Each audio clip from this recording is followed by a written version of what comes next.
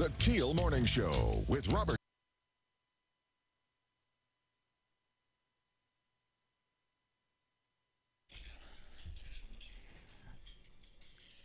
Good morning. It's 6:03. Robert and Erin, 101.7 FM, 710 KEEL, way down yonder. Erin's got local news, and it's up next. Special session is not going well. We'll talk more about that.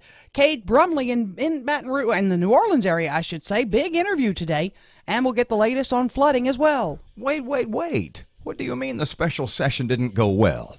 They didn't raise our taxes. No, they didn't. The goal was to raise your taxes. The governor called a special session for one reason. What was the reason? To take more of your money. Revenue enhancement measures. He's not getting more of our money. I would hardly call that a failure.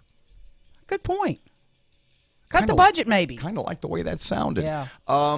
I have a project for this morning that will be the greatest, the most major undertaking we have ever.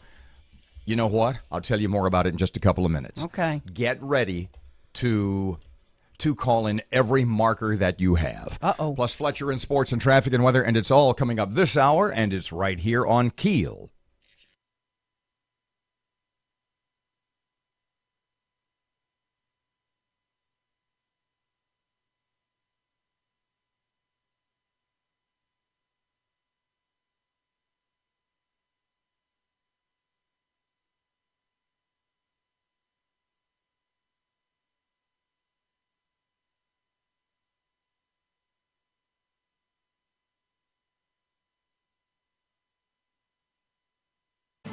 The power of information. KEEL News now. The special session not going well. Matt Parker with our update. Lawmakers in Baton Rouge ended Sunday night with nothing to show for their hard work as another day passes by in Louisiana's special session. The House voted against a sales tax bill that would have raised $290 million. The House could try to revive the bill today when they meet, but a two-thirds vote to do so is unlikely. Republicans and Democrats are blaming each other for the lack of movement to fix the state's budget woes. The state is projected to have a nearly $700 million budget shortfall, and dramatic cuts to TOPS and other programs are expected.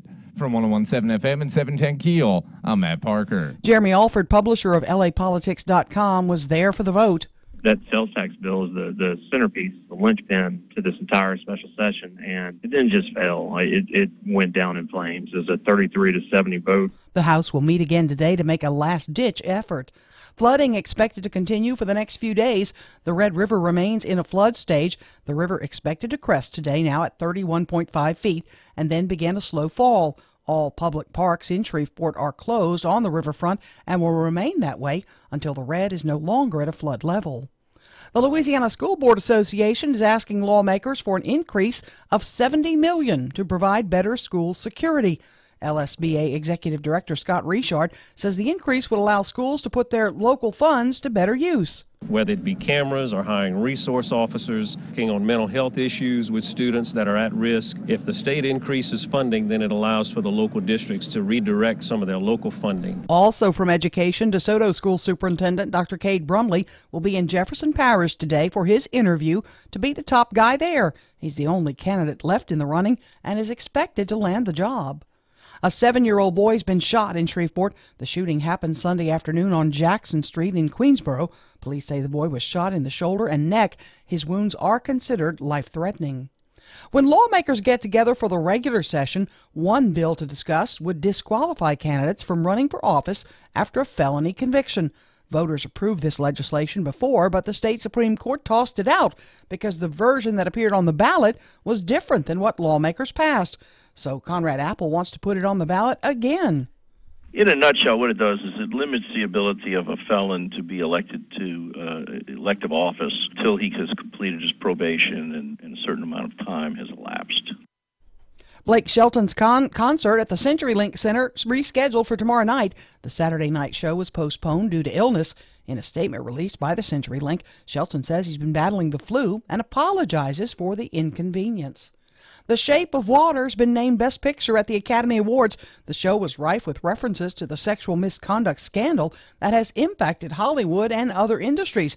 Now, at the awards show, Frances McDormand won Best Actress for her performance in 3 Billboards Outside Ebbing, Missouri. McDormand asked if all the female nominees could stand up before continuing her speech. Okay, look around, everybody. Look around, ladies and gentlemen, because we all have stories to tell and projects we need finance. Don't talk to us about it at the parties tonight. Invite us into your office in a couple days, or you can come to ours, whichever suits you best, and we'll tell you all about them. I have 2 words to leave with you tonight, ladies and gentlemen. Inclusion rider. This is McDormand's second Oscar win. Gary Oldman won as Best Actor for The Darkest Hour. I'm Erin McCarty from 101.7 FM and 710 KEEL.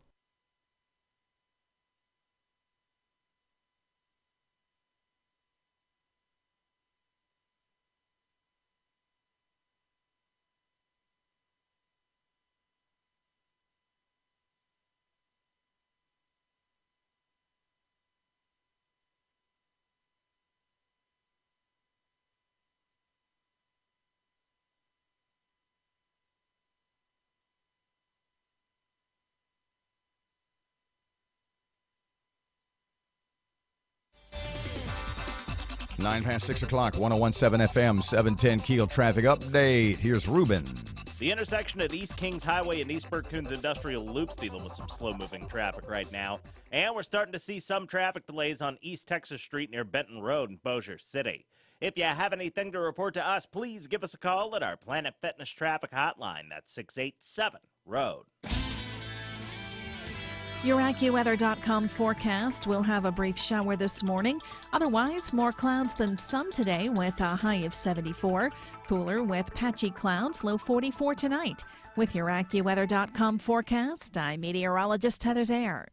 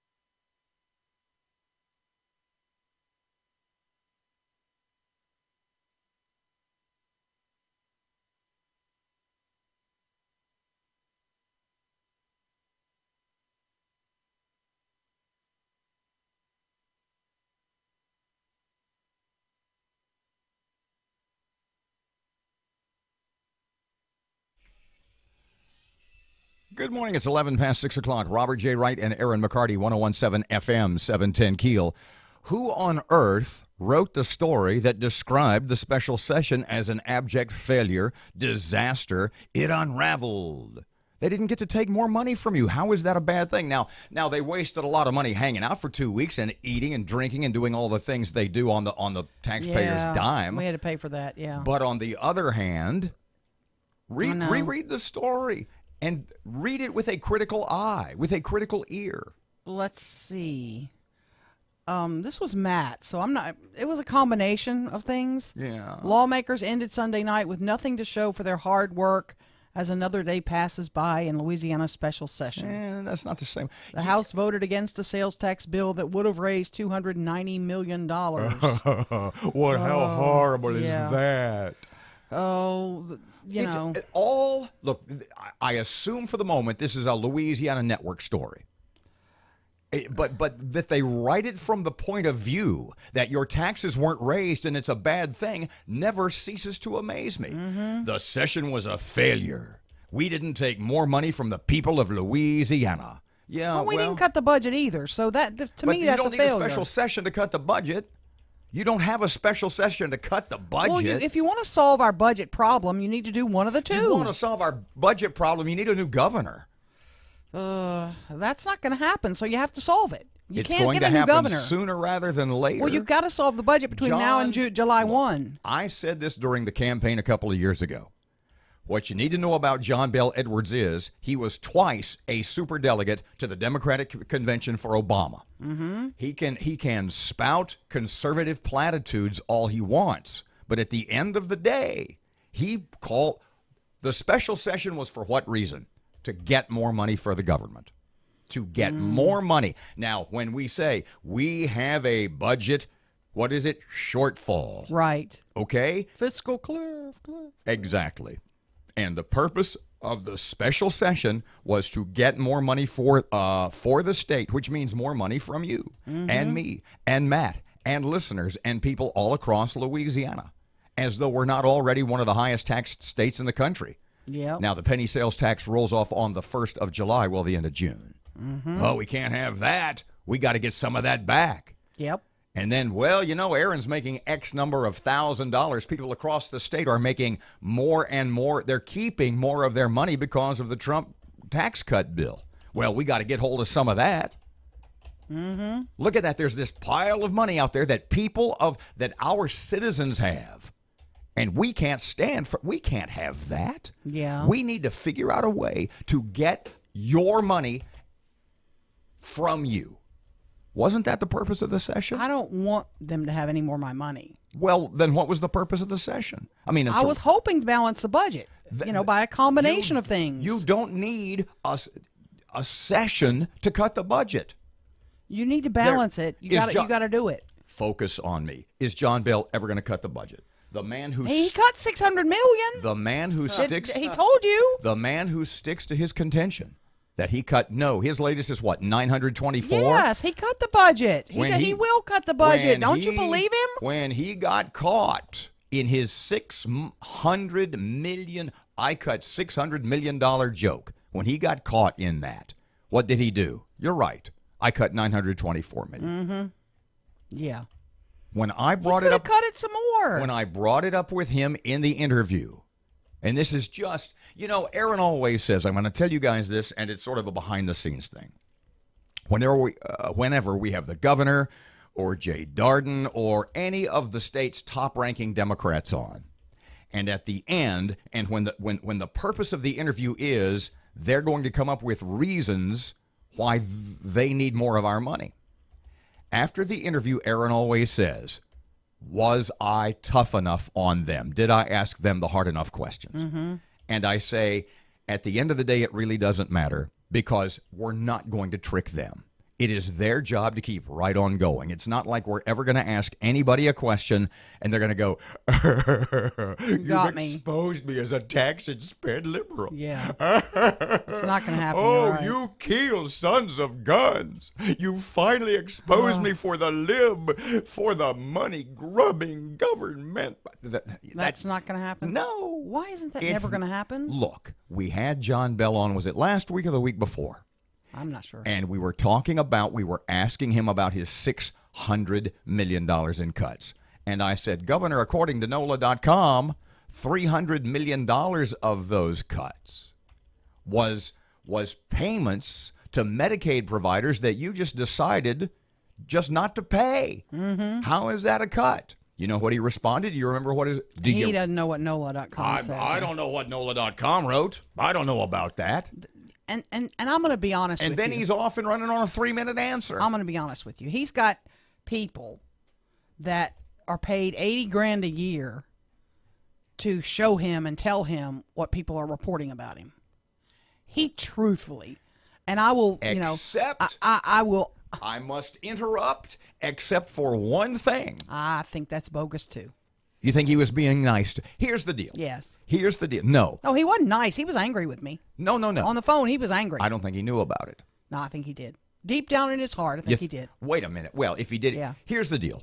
About a month ago, Parkey, what did Erin say about the governor? She called him a moron. No, I asked if he was a moron. Okay, you asked like an Italian grandfather asked, "What are you, some kind of idiot?" Yes, it was posed in the form of a question. Thank you. But you called the man an idiot. Leave the butt out. If you did that on like a Thursday, well, it was a Friday because it was in an interview with Dodie Horton. Yeah. And you said, does the governor think you're a moron or is he a moron? Yeah. That was what you said. Mm-hmm. So over the weekend, you got a call from the governor's office. Yeah. And they said, why did you call the governor a moron? And you said, what are you talking about? Because you just blurt things out sometimes. Yeah. You're like I'm the blurt queen. You're like a Teflon frying pan, not much sticks. And so the point being, you didn't know, so they reminded you. Yeah, they did. The context. They said in that Yeah, Dodie they Horton did. interview, Yeah. and the governor is upset. And so you were like kind of freaked out, which I can understand. And so you fired off an apology. You thought we talked about it on the radio. Yeah, apologize and all that. Shouldn't have called the governor a moron. It was a little disrespectful. Yeah, okay. So then about a week later, John Bell comes on, and you pick up the phone before we go on the radio, and you apologize to him. Yeah. And he says, I don't know what you're talking about. I don't know what you're talking about. What are you talking about? I think he was. I had told you the whole time. You did. You said he doesn't know anything about that. He has no idea. His people are trolling Louisiana media to see what people are thinking or saying or writing about him. And they are certainly telling him. They are not. Yes, they are. So you think the governor was lying to you? He kind of hedged it. He'd heard about it or whatever. Your opinion, a roundabout way. In your opinion, the governor, when he said, what are you talking about? And you said, oh. And then you doubled down. Oh, I called you a moron, and I sent off a letter of apology. You really did. I did. So what you're saying is the governor knew, and he was fibbing to you when he said he was being nice. He was hedging. He had gotten wind of it. Guarantee you he didn't have a clue what you called him. We need to see if we can track down State Representative Alan Seabaugh this morning. I'm going to work on the C. I'm working on Gene Reynolds, too. The Louisiana House of Representatives debated HB 8, $79 million per year. The good news is it all fell by the wayside. Mm-hmm. There are different theories as to why. Yeah. One I read last night that once again said that it was the Louisiana Legislative Black Caucus. Mm-hmm. That wouldn't go along, that caused the whole thing to unravel because they were still sticking to, if you're going to do the quarter penny sales tax, we demand that you do an income tax. Did you watch the Oscars? Not a little. None of it? Don't care. Really? Don't care. I want to play a montage when we come back. Okay. And I want you to tell me if it should have been done or not. 19 past 6 o'clock, 101.7 FM, 710 Keel. Traffic update for Monday morning. Here's a Ruben. The intersection at East Kings Highway and East Burcoons Industrial Loop's dealing with some slow-moving traffic right now. And we're starting to see some traffic delays on East Texas Street near Benton Road in Bossier City. If you have anything to report to us, please give us a call at our Planet Fitness traffic hotline. That's 687-ROAD. Your AccuWeather.com forecast will have a brief shower this morning. Otherwise, more clouds than sun today with a high of 74. Cooler with patchy clouds, low 44 tonight. With your AccuWeather.com forecast, I'm meteorologist Heather Zaire. The reviews are in.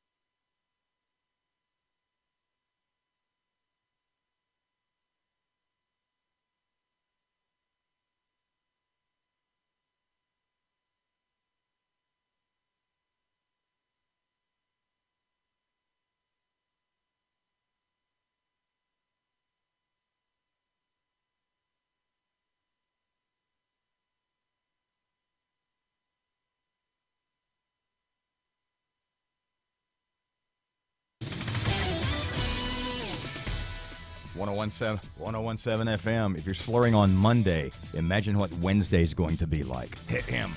1017 FM, 710 Keel Sports. Good morning from the sports desk of 1130 The Tiger. This is Tim Fletcher. Less than 16 hours after knocking off the Fairbanks Ice Dogs at Hirsch Coliseum on Georges Pond, the Mudbugs were back on the ice over in Texas, losing 2-0, though, to Lone Star. I guess you could say the Bugs were a little tired. They could only muster 15 shots on goal while being shut out. LSU exacted some revenge over Southeastern Louisiana with a 4-2 win Sunday, less than a week after the Lions knocked off the Tigers in Hammond.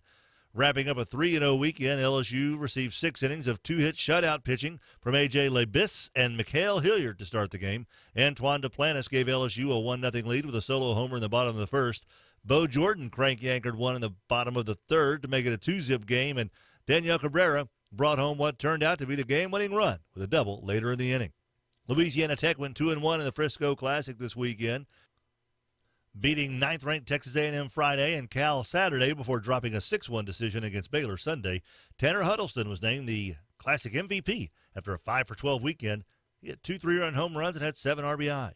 UALR avoided a sweep by visiting Northwestern with a 5-2 win over the Demons Sunday. The first 3 Trojan hitters collected hits and scored, providing a cushion the Demons could not overcome. From the sports desk of 1130 The Tiger, this is Tim Fletcher.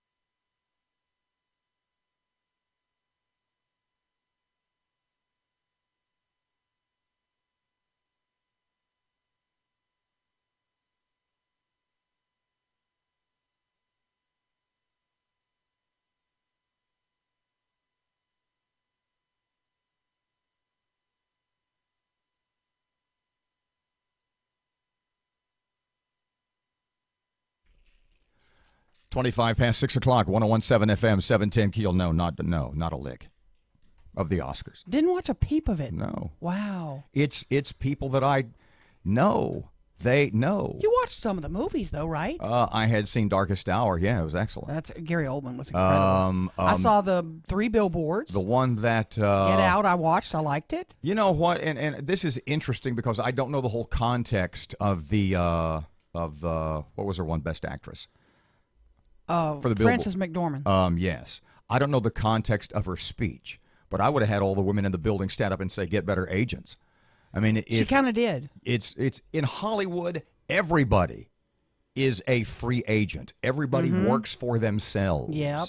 So if you take a job for less pay, who do you really have to blame, other than the people who are offering you the job, and or other actresses who take it and are keeping you down? But wait a minute. Let's talk about the Wahlberg Michelle Williams thing. Michelle Williams needs a better agent. They had the same agent. It was the exact same agent. Then she needs a new agent. How do you? Who negotiated that to say we're going to give him $1.5 million? She gets per diem, $80 a day. He did. Why didn't she think of it? That's what she thought.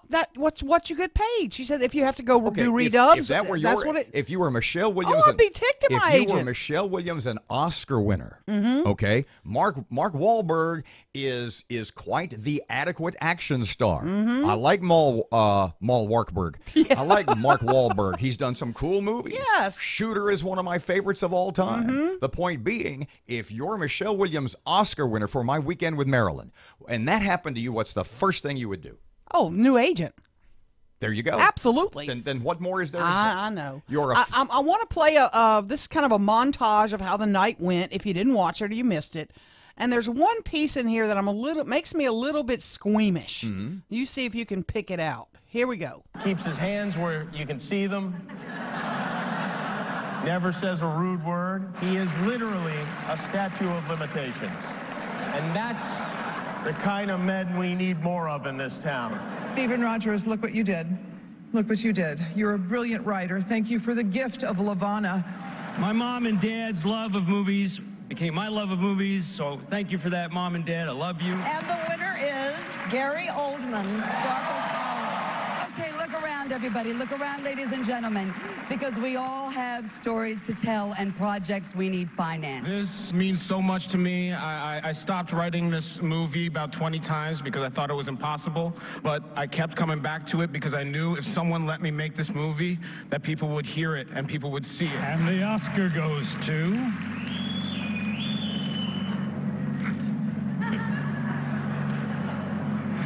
The Shape of Water.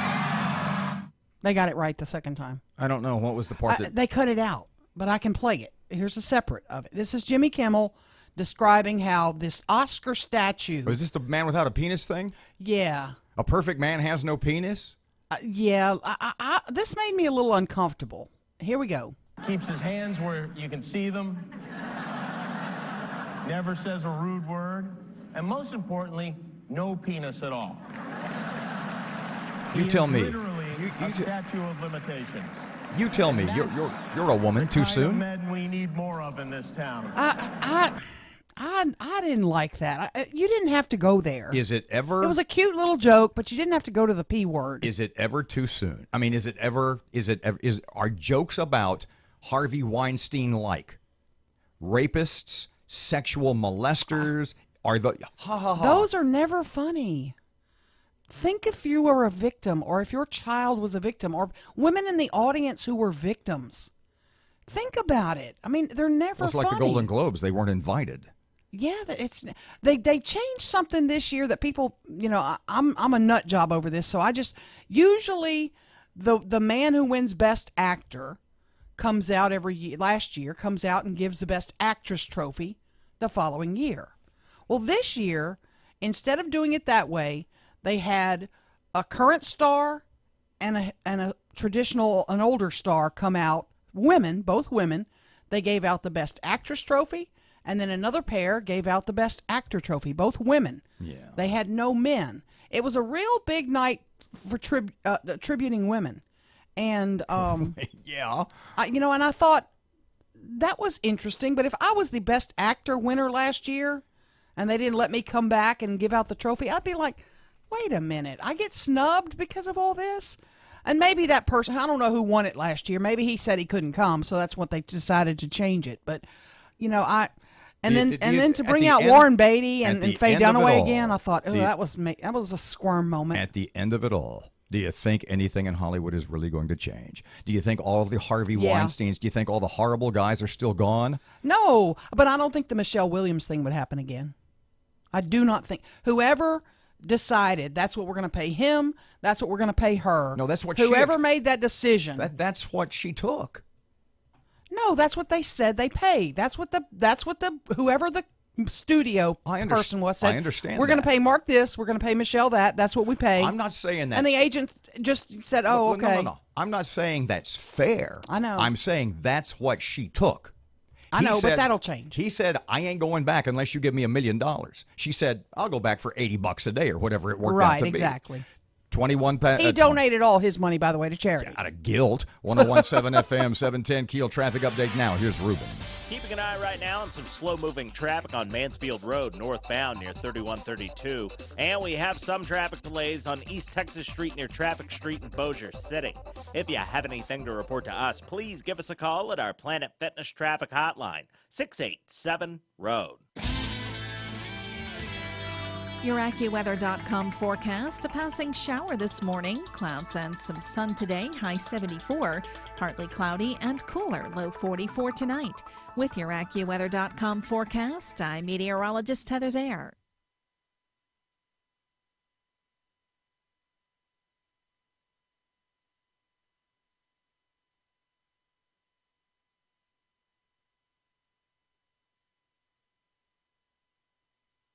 The food.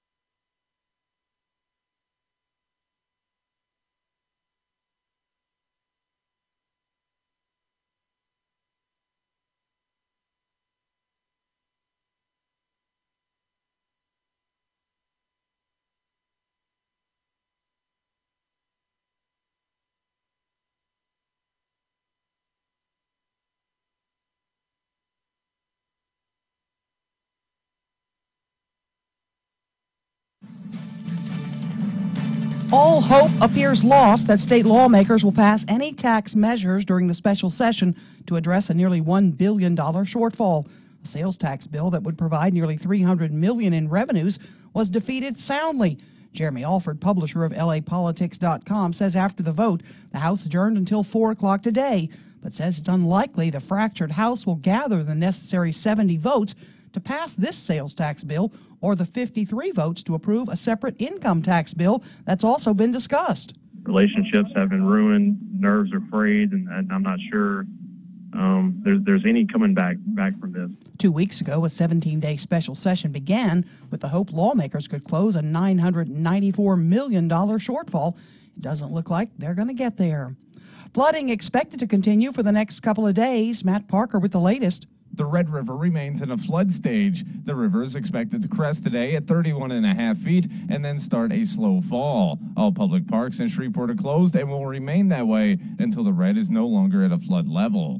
From 101.7 FM and 710 KEEL, I'm Matt Parker. A young boy clings to life after being shot, a 7-year-old shot in Shreveport. It happened Sunday afternoon on Jackson Street in the Queensboro neighborhood. Police say the boy was shot in the shoulder and neck. His wounds are considered life-threatening. At this time, it's unknown if the boy was targeted or accidentally hit by stray bullets. A sort of redo bill has been pre-filed for the coming regular session by Metairie Senator Conrad Apple. Senate Bill 31 disqualifies would-be candidates for running for office after being convicted of a felony for at least 15 years after they've served their sentence. Voters approved this legislation before, but the state Supreme Court tossed it out because the version that appeared on the ballot was different than what lawmakers approved. So Apple wants to put it on the ballot again. I think it's really important that people know who they're electing and have a say in whether they want certain types of folks or not. Important to our democracy. Blake Shelton's concert at the CenturyLink Center has been rescheduled for tomorrow night. The Saturday show was postponed due to illness. Shelton's apparently been battling the flu. The State School Board Association asking the lawmakers for an increase of $70 million to provide better school security and increase safety measures. LSBA Executive Director Scott Richard says in light of the Florida school shooting that killed 17, all schools are on high alert. Even if the request is not granted, Richard says it's a good time for schools to look over protocols that are currently in use. It also serves as a prompt and re-examine their crisis management plans that should exist and look at ways in which they can improve whatever systems they have in place. The Shape of Water has been named Best Picture winner at the Academy Awards, which in their 90th year staged a complex and sometime odd dance of attempting to both honor and atone for the past. At the Academy Awards, Jordan Peele made history by becoming the first African American to win Best Original Screenplay for his film Get Out. Peele thanked those who supported him throughout the creation. This means so much to me. I stopped writing this movie about 20 times because I thought it was impossible. I thought it wasn't going to work. I thought no one would ever make this movie. But I kept coming back to it because I knew if someone let me make this movie, that people would hear it and people would see it. So I want to dedicate this to all the people who raised my voice and let me make this movie. Frances McDormand, a big winner, also Gary Oldman as well. I'm Erin McCarty on 101.7 FM and 710 KEEL.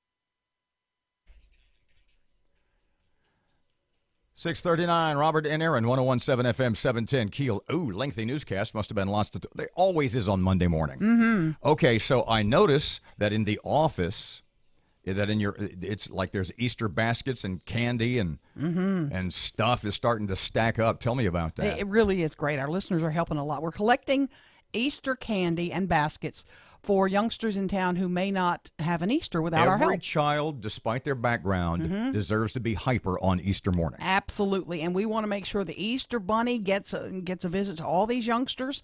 So we're putting the baskets together. Then we're going to get the Easter Bunny to deliver them the week before Easter. And all you have to do is drop off candy or baskets here at our studios on Westport Avenue, Monday through Friday. How many baskets do you have in there already? It looks like 20 or 30. I'm not sure. And I've got two huge boxes in my car from Bunko. If you had... Thank you to the ladies, by the way. If you had a goal in mind for the number of baskets, 50? We did 69 last year, so we have to top that. So let's say 75. 75 baskets. 100 would make me really happy. Wow. And then we'll be able to help lots of kids. And there are details on the website at keelnews.com. If you go in on the search line, just put in Easter basket, something like that. You'll see the chocolate bunnies up in the top right. Just click on the chocolate bunnies. Like the featured thing. Excellent. Just click on the bunnies and you'll get there. 101.7 FM, 710 KEEL. Serious topic. When we get back, I will need all of your focus. So take a drink of your smoothie and get ready to go to work. Okay. Traffic time. Here's Ruben. The intersection at East Kings Highway and East Burke-Coons Industrial Loop's dealing with some slow-moving traffic right now. And we're starting to see some traffic delays on East Texas Street near Benton Road in Bossier City. If you have anything to report to us, please give us a call at our Planet Fitness traffic hotline. That's 687-ROAD. Your AccuWeather.com forecast will have a brief shower this morning. Otherwise, more clouds than sun today with a high of 74. Cooler with patchy clouds, low 44 tonight. With your AccuWeather.com forecast, I'm meteorologist Heather Zaire.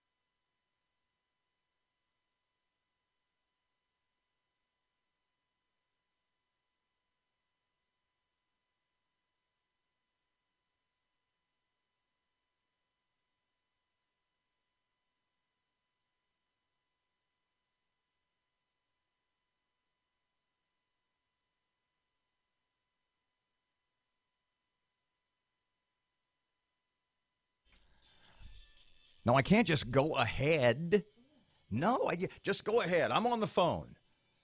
You just do the little radio. You just go ahead, do that little radio show for a couple of seconds. 101.7 FM, 710 Keel, Robert and Erin. You were trying to track down Gene Reynolds, State Rep Gene Reynolds? Yeah, I'm working on it. He issued a statement late last night about why the session blew up. All hope is lost. Yeah. Good. All hope is lost. It's not good. We wasted what's it cost a day? $60,000 a day? I have absolutely no idea. For I'm not 3 happy weeks about of this that. BS. Would you? Okay. So at least our lexicon, at least our terminology is the same. We'll talk about this more after 7 o'clock. Mm-hmm.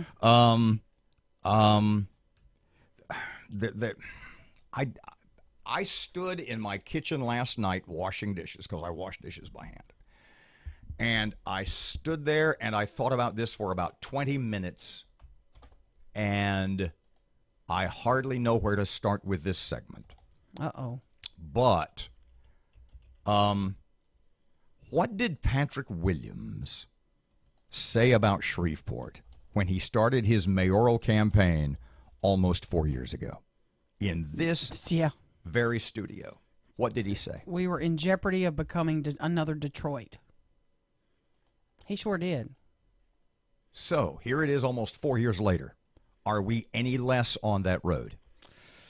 I didn't agree with him at the time. I'll tell you in a couple of seconds why I'm bringing this up. I didn't agree with him at the time. But, in terms of the financial shape, we're not in that dire financial shape as Detroit. You don't think so? No, we're not. You know what the difference between Shreveport and Detroit is? We're not big enough to have anybody else bail us out.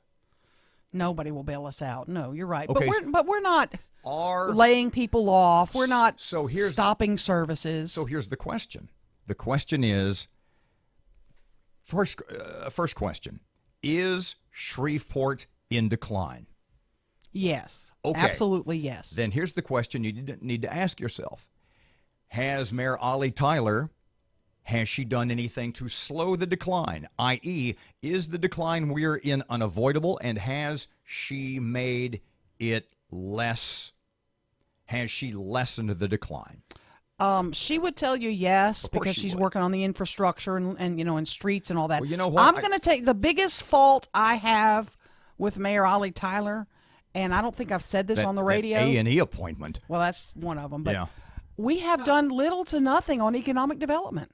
We don't have a face to go out and recruit these companies. We don't have anybody we're sending to all these places. So if we do, we're not hearing about it. Basically, what you're telling me is bring in jobs. We need money, and we need other people's money. Mm-hmm. We need people to come here and spend money, or we need people to come here and invest money. That basically is the problem. When we played the segment with Jack Bailey on Friday, since 1990, 20,000 manufacturing jobs are gone. Well, you know what? A lot of those manufacturing jobs, they ain't coming back. They've gone to Mexico or Guatemala or Thailand or wherever it happens to be. Mm-hmm. But that's the fact of the matter. So the question is, what do we do if we are strapped for cash and we need jobs for people? I got to tell you, talking about building $1 billion complex down on the Red River at Cross Bayou is an awesome idea. But as the and I shan't mention his name, as the big Shreveport guy said to me a couple of days after Mr. Paul Pratt was on here talking about that, he said, you're just moving stuff around. You're just moving stuff around.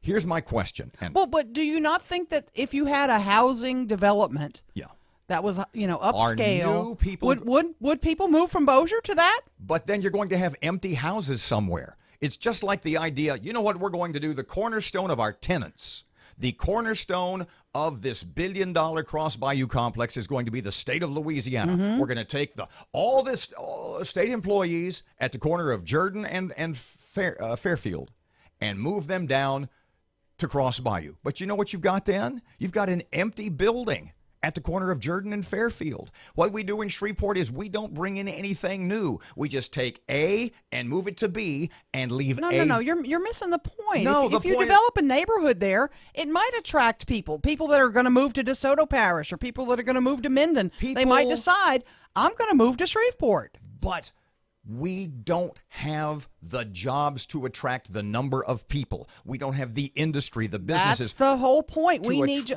And what I don't get about it, and it really frustrates me deep to my core, down to my thigh bone. It really bothers me because we're at the precipice of two major freeways. I-20, I-49. We're 3 hours from Dallas. We're not too far from Atlanta. All these trucking companies come through here. We're at a perfect location. To what, be a feed station on the way to Dallas? To be a place where it's a distribution centers or manufacturing centers, because it's easy to get your goods and products in and out of here. It really is, and it's cheap here. Okay, so maybe instead of investing $1 billion into a state building that will leave another building empty, and that is not you must admit, that neighborhood with the deterioration, with the elimination virtually of Shumpert over there, you bet. You've got a lot of empty building. The Fairfield Avenue area at Jordan, and where Southern comes together, that is not a thriving neighborhood. No, Okay. It's not. And what the state is talking about doing, we got to go here in about 10 seconds. What the state's talking about doing is creating, what the investors are talking about doing is creating another big empty building to build a new one, which is what we do. We take A, move it to B, and leave A empty. We've got to go. 649, 1017 FM. We're just starting talking about this, by the way. 1017 FM, 710 Keel. It is time for Your Money Now, coming up right now on Keel.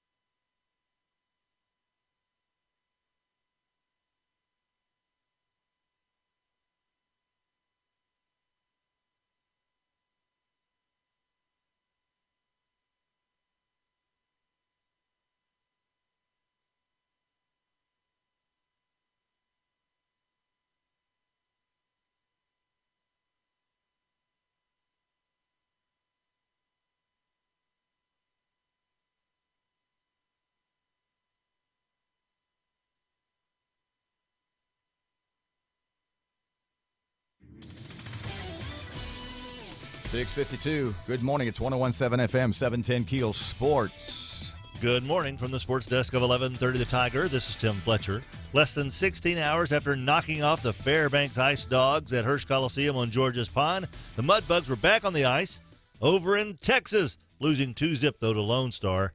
I guess you could say the Bugs were a little tired. They could only muster 15 shots on goal while being shut out. LSU exacted some revenge over Southeastern Louisiana with a 4-2 win Sunday, less than a week after the Lions knocked off the Tigers in Hammond. Wrapping up a 3-0 weekend, LSU received 6 innings of 2-hit shutout pitching from A.J. Lebis and Mikhail Hilliard to start the game. Antoine Duplantis gave LSU a 1-0 lead with a solo homer in the bottom of the first. Bo Jordan crank-anchored one in the bottom of the third to make it a 2-zip game, and Daniel Cabrera brought home what turned out to be the game-winning run with a double later in the inning. Louisiana Tech went 2-1 in the Frisco Classic this weekend, beating 9th-ranked Texas A&M Friday and Cal Saturday before dropping a 6-1 decision against Baylor Sunday. Tanner Huddleston was named the Classic MVP after a 5-for-12 weekend. He had 2 3-run home runs and had 7 RBI. UALR avoided a sweep by visiting Northwestern with a 5-2 win over the Demons Sunday. The first 3 Trojan hitters collected hits and scored, providing a cushion the Demons could not overcome. From the sports desk of 1130 The Tiger, this is Tim Fletcher.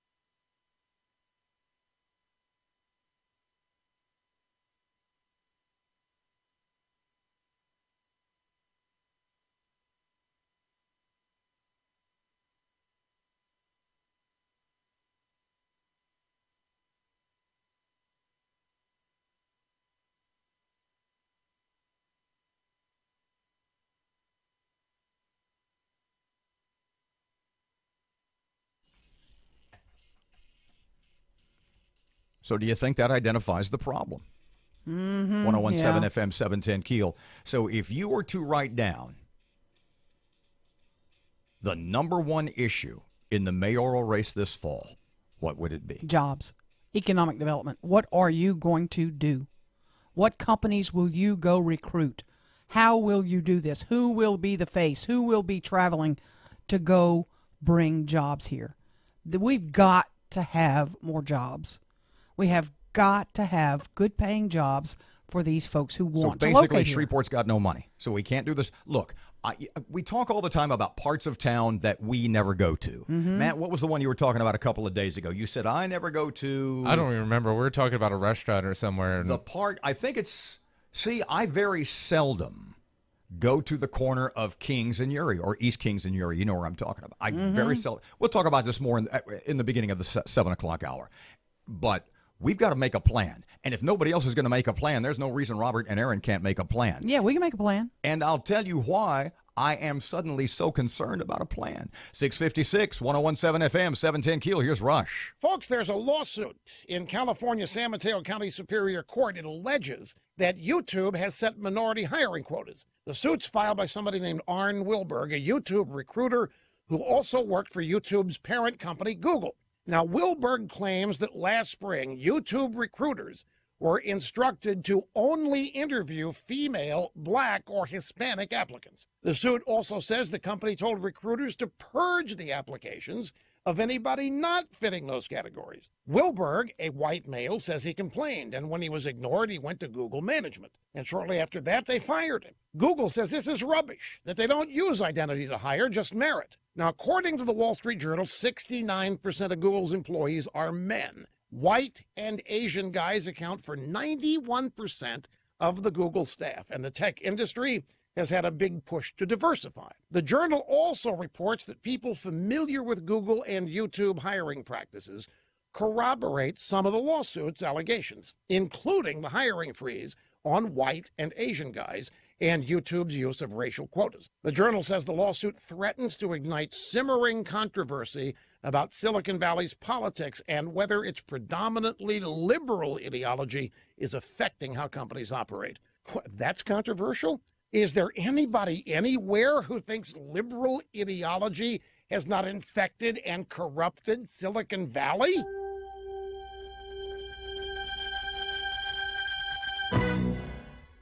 Today's technology makes things easier because everything's connected. Your cell phone, your tablet, even your smart TV, all connected to one account, and they're all connected to your Wi-Fi.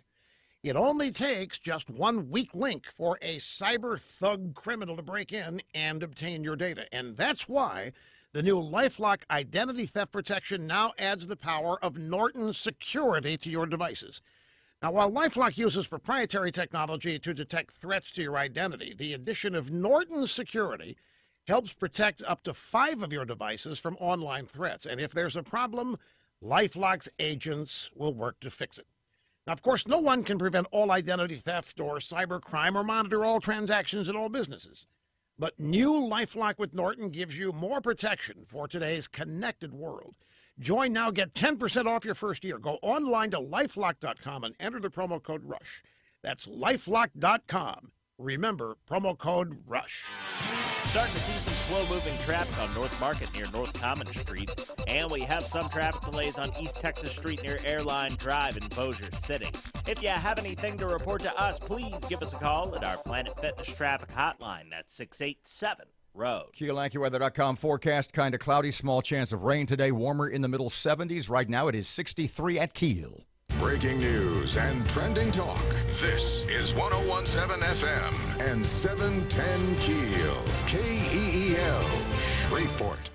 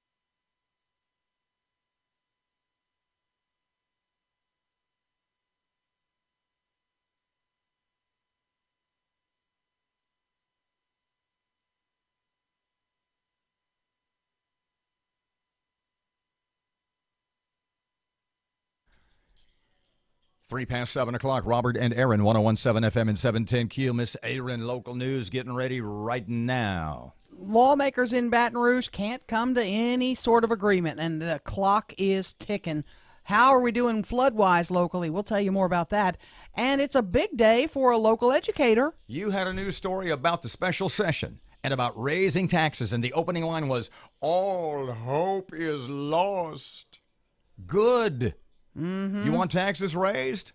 Then let's not say all hope is lost. Let's start with something, hooray, huzzah. All hope is lost for the people who want more of your money. Yeah. And more about the future of Shreveport. We are just getting started with this. Plus Fletcher in sports and traffic and weather, and it's all coming up this hour, and it's right here on KEEL.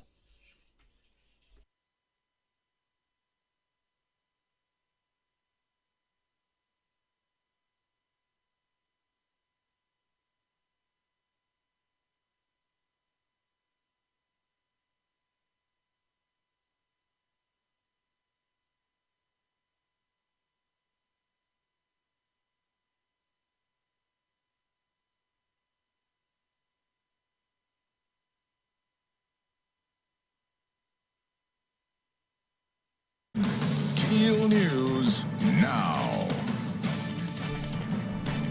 Lawmakers ended Sunday night with nothing to show for their work as another day passes by in the special session. Lawmakers have been trying to close the budget deficit when temporary sales taxes expire on June 30th.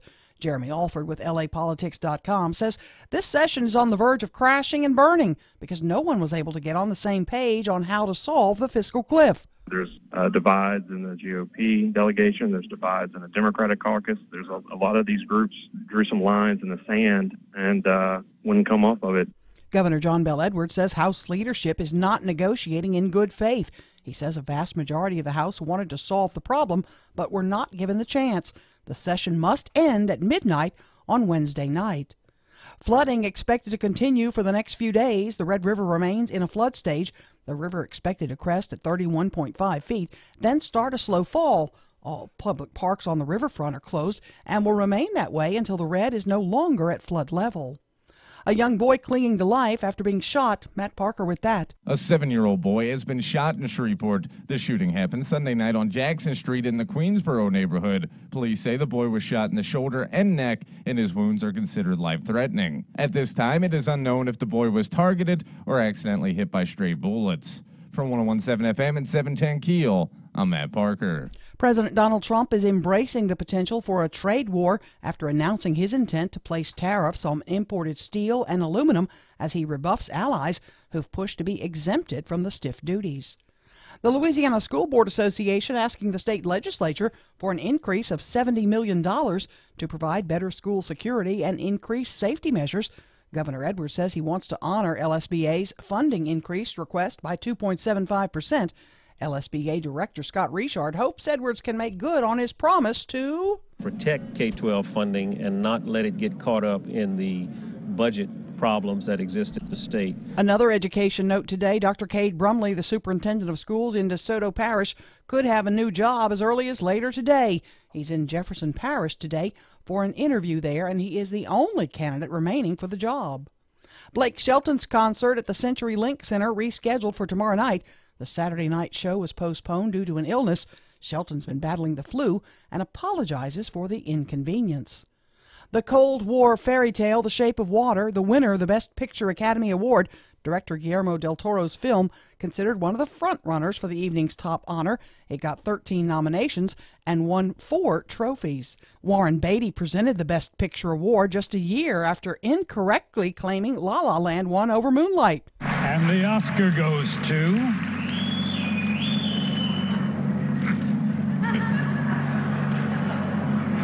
The Shape of Water. Frances McDormand's night at the Oscars is one that won't soon be forgotten. After clutching the Oscar she won for 3 billboards outside Ebbing, Missouri, she placed the statuette on the floor next to her so she could get some perspective.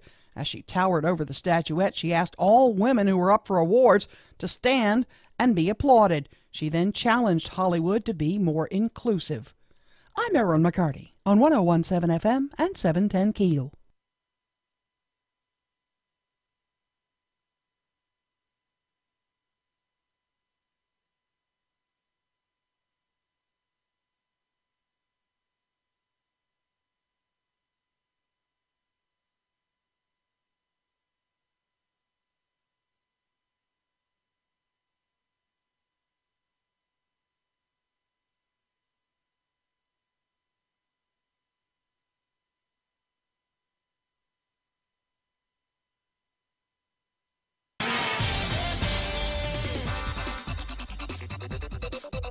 8 past 7 o'clock, 1017 FM, 710 Keel. Traffic update for Monday morning. Here's Ruben. Keeping an eye right now on some slow-moving traffic on Mansfield Road, northbound near 3132. And we have some traffic delays on East Texas Street near Traffic Street in Bossier City. If you have anything to report to us, please give us a call at our Planet Fitness Traffic Hotline, 687-ROAD.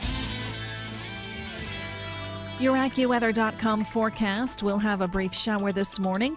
Otherwise, more clouds than some today with a high of 74. Cooler with patchy clouds, low 44 tonight. With your AccuWeather.com forecast, I'm meteorologist Heather Zaire.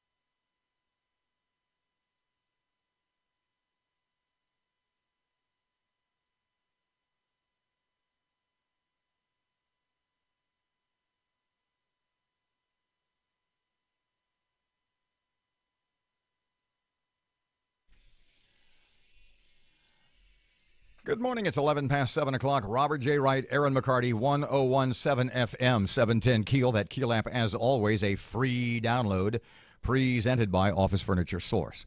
The first line of your story was, all hope is lost. Let me be a little dramatic and say, all hope is lost.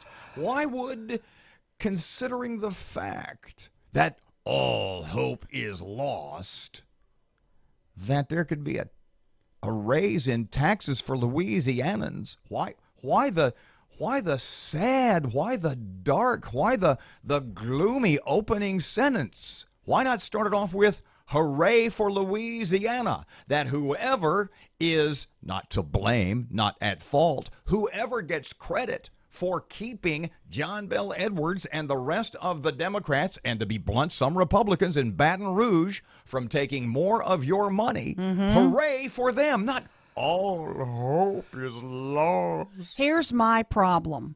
If we don't fix the budget mess. But wait, stop. Pardon me. I apologize. What is the governor's solution? What is Jay Darden's? He wants more revenue-enhancing measures. Okay, taxes. So it's what we try to ask every politician if the opportunity arises. What was it? Robert Shadowin, the Ruston guy. Ruston guy that ended up being on the Dead Pelican website for practically a week. Mr. Rob, are Louisianans undertaxed? And he said, no. I don't think by any stretch you could say Louisianans are overtaxed. Does Erin McCarty think she's overtaxed? Are you getting, let's assume for the Of course I am. When I pay 10% sales tax, okay, highest in the nation, so wake up, that's too high. So when you start a newscast with, all hope is lost. You got to see the balance. I'm not talking about just for raising taxes, for finding a solution, because here's my problem. If lawmakers don't find a solution, we're going to leave the entire basketball in the governor's plate to solve. And that means he's going to go cut what he wants to cut. You know, he may go cut out LSU football because he has threatened it before. You have the most amazing way of mixing metaphors. I know. In fact, I don't even think you... It's not ball on play. It's ball in court. What is it? You don't even mix metaphors anymore. You create your own metaphors, and we need to... Matt Parker, ace producer. Yeah. You have a new job, young man, oh boy, to start jotting down these new metaphors that she creates. I don't want to do that. My head hurts. Do you really want the governor in charge of deciding what's going to be cut? Because Lord knows he's really good at cuts, isn't he? Here's the deal. He'll be in charge of cuts if they don't fix this. The purpose of. So what you're saying to me is we've got a choice. Either let John Bell raise taxes or let him screw you by making you feel the pain. Let's let lawmakers find some cuts. The point of the purpose of the special session is to raise. I understand that. But you've got to say, this is not going to work. That's what they've Here's where I want to cut this money from to save this. I want to lay off 10% of state workers. I hate that. That's what we're going to do. There are any Let's move these kind of bills along. There are any number of current conservative legislators who have been on this radio station for 6 months or a year or longer who have said, we could cut from Health and Human Services. We could cut from A or B or C. The problem is twofold. One, the governor continues to cling to his claim of cutting $600 million. But wait.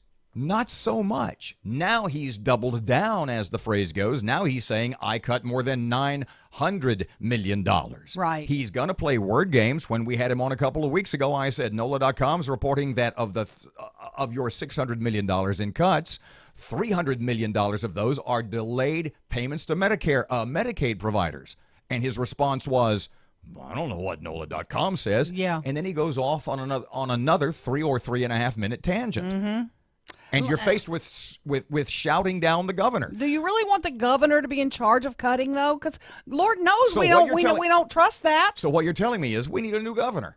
That's not going to happen now. We got to solve the problem now. We need a new governor. A lot of people think that. We have the governor we elected. You bet. Okay? This governor, who was twice a superdelegate for Barack Obama, something people just conveniently seem to overlook in the last election. He would say, I'm the Democrat you conservatives can vote for.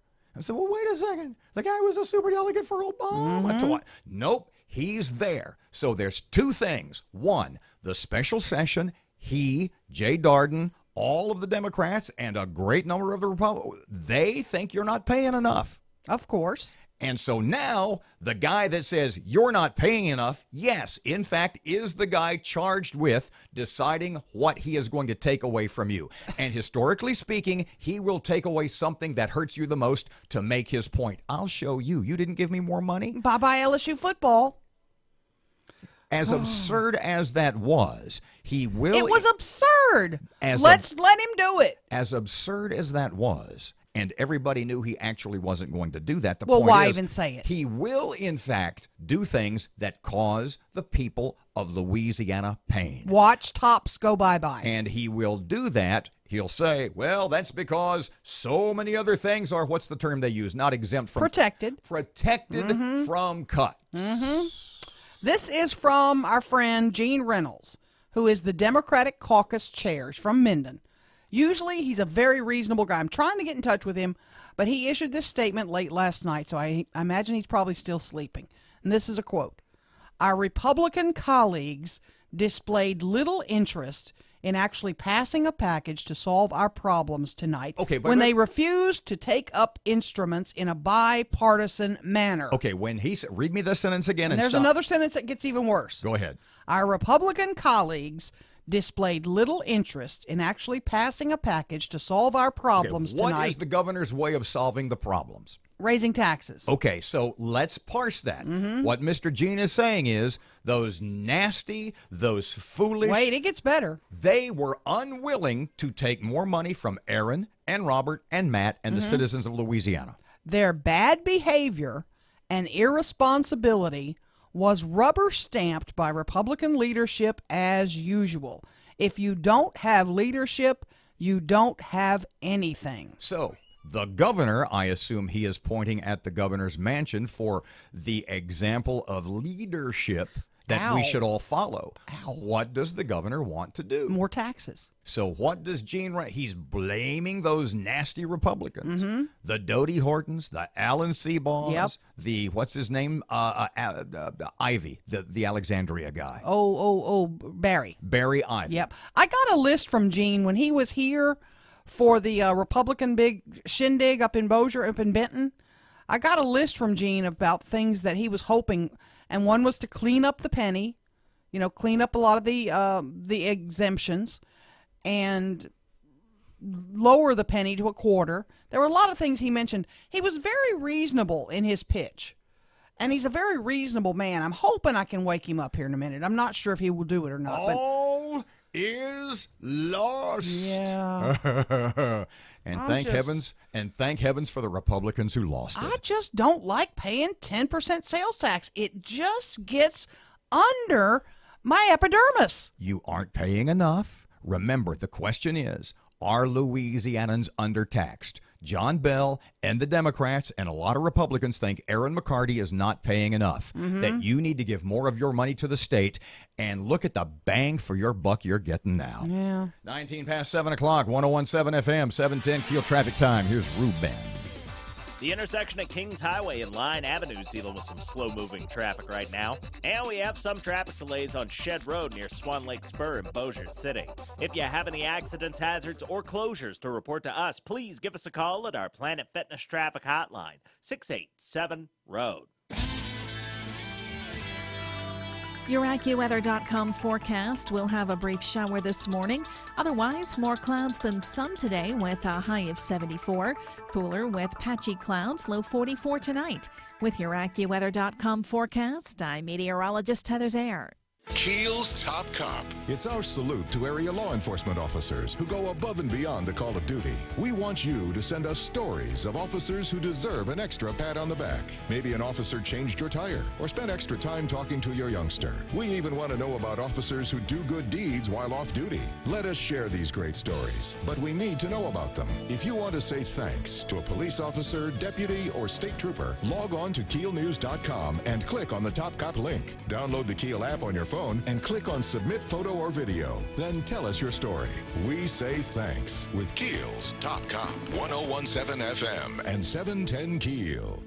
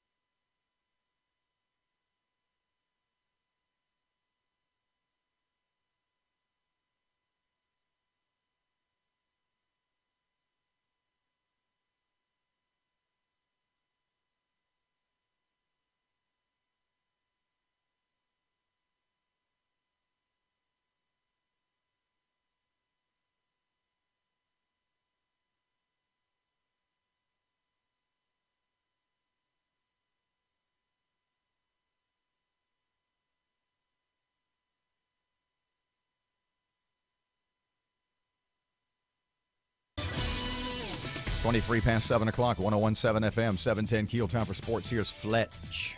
Good morning from the sports desk of 1130 The Tiger. This is Tim Fletcher. Less than 16 hours after knocking off the Fairbanks Ice Dogs at Hirsch Coliseum on George's Pond, the Mudbugs were back on the ice over in Texas, losing 2-0 though to Lone Star.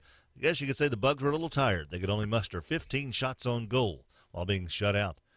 LSU exacted some revenge over Southeastern Louisiana with a 4-2 win Sunday, less than a week after the Lions knocked off the Tigers in Hammond. Wrapping up a 3-0 weekend, LSU received 6 innings of 2-hit shutout pitching from A.J. Lebis and Mikhail Hilliard to start the game. Antoine Duplantis gave LSU a 1-0 lead with a solo homer in the bottom of the first.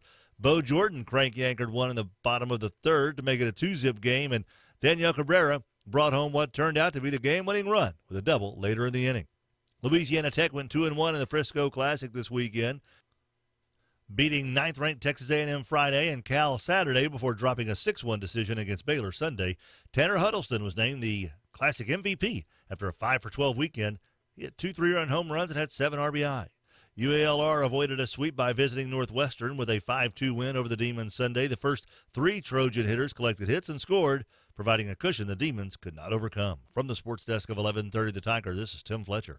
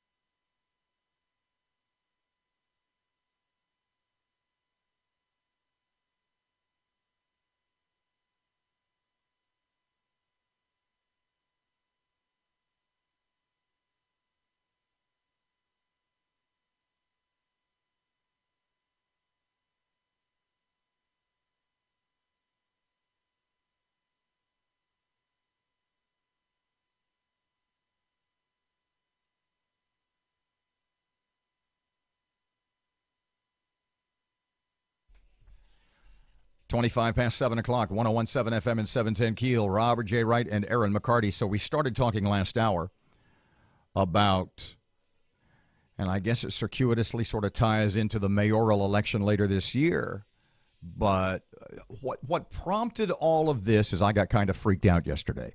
A very good friend of mine said, I'm thinking about moving. And I said, like to Bossier? Or, no. Like just Texas. Add it to another state? I said, you mean like Wascom? No. Wow. Like Austin. Man. But that's what's happening here. Yeah. That's not the only person. People are abandoning. So how do we get people to stop abandoning Shreveport? Patrick Williams said when he ran for mayor almost 4 years ago, he started his campaign in this very room prior to our awesome renovation.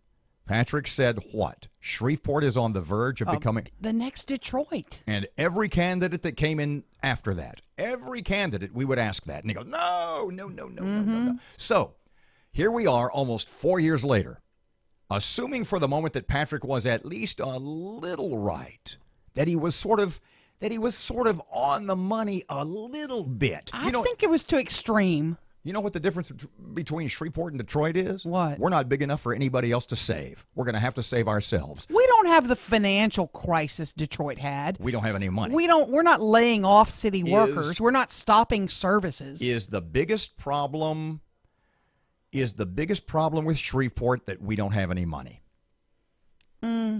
No, we don't have any jobs. Okay, and we don't wait. seem to have a leadership that is going out and bringing in jobs. That has not been a priority, and I think we need to work on that. So you agree with me, we don't have any money. Shreveport needs money. I'm not going to say that because that means taxes, and I'm not in favor of that. If there were more people here, they would be able to pay more taxes. Sure, we need a bigger tax base. Look, I started to say during the last couple of segments, there are parts of town I never get to. And one of those parts of town that I hardly ever drive through is Uri and East Kings. You know where I'm talking about. I'm there 4 times a day. It's where they've done all that. It's gorgeous. It is. But you get 2 blocks up the street in any direction, and it's like driving on the surface of the moon. Mm-hmm. And somebody said to me this weekend, when Ollie Tyler drives up and down the streets. Doesn't she say, there's garbage on the side of the road? Doesn't anybody notice that? That's been a priority for her. And I mean, you'll see crews out. I see them out all the time. It's just we're trashy people. We must admit, we live among people that have no regard for throwing their trash out the window. Basically, what you're telling me is Shreveporters have a renter's mentality. Yes, I'm sitting in line at a drive-thru to get a salad about a week ago. And there's an SUV in front of me in line, a white Chevrolet SUV, just FYI. So if you're listening. Yeah. Oh, brother. This person rolls down their window, throws out a cup and a bag of trash. Yeah. Plop. Boom. Right on the ground. Wait, I'm not done. Shut up a minute. We got 20 seconds. Then we turn the corner to go to the window. Again, rolls down the window, throws 2 more bags of trash out the window. And I thought, who does that? So who's going to clean up after your dumb ass? The problems with Shreveport are, in fact, caused by Shreveporters. Now you've opened a whole nother can of worms. Oh, boy. 29 past 7 o'clock, 101.7 FM, 710 KEEL. The latest traffic. Here's Ruben. The intersection at Kings Highway and Line Avenue is dealing with some slow-moving traffic right now. And we have some traffic delays on Shed Road near Swan Lake Spur in Bossier City. If you have any accidents, hazards, or closures to report to us, please give us a call at our Planet Fitness Traffic Hotline, 687-ROAD. Your AccuWeather.com forecast, a passing shower this morning, clouds and some sun today, high 74, partly cloudy and cooler, low 44 tonight. With your AccuWeather.com forecast, I'm meteorologist Heather Zaire.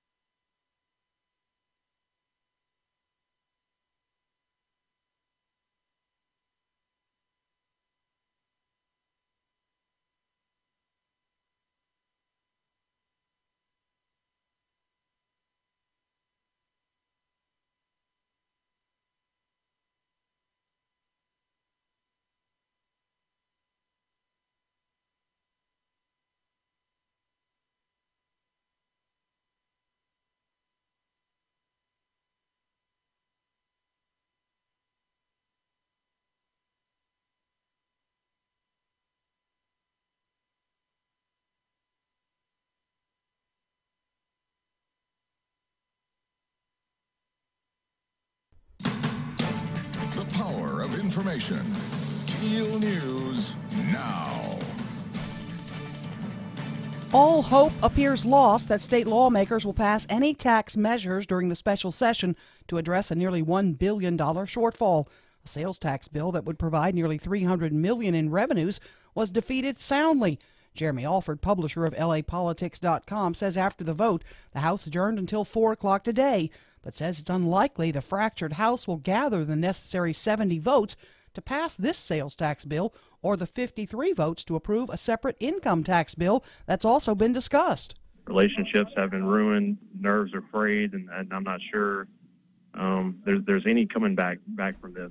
2 weeks ago, a 17-day special session began with the hope lawmakers could close a $994 million shortfall. It doesn't look like they're going to get there. Flooding expected to continue for the next couple of days. Matt Parker with the latest. The Red River remains in a flood stage. The river is expected to crest today at 31.5 feet and then start a slow fall. All public parks in Shreveport are closed and will remain that way until the red is no longer at a flood level. From 101.7 FM and 710 KEEL, I'm Matt Parker. A young boy clings to life after being shot. A 7-year-old shot in Shreveport. It happened Sunday afternoon on Jackson Street in the Queensboro neighborhood. Police say the boy was shot in the shoulder and neck. His wounds are considered life-threatening. At this time, it's unknown if the boy was targeted or accidentally hit by stray bullets. A sort of redo bill has been pre-filed for the coming regular session by Metairie Senator Conrad Apple. Senate Bill 31 disqualifies would-be candidates for running for office after being convicted of a felony for at least 15 years after they've served their sentence.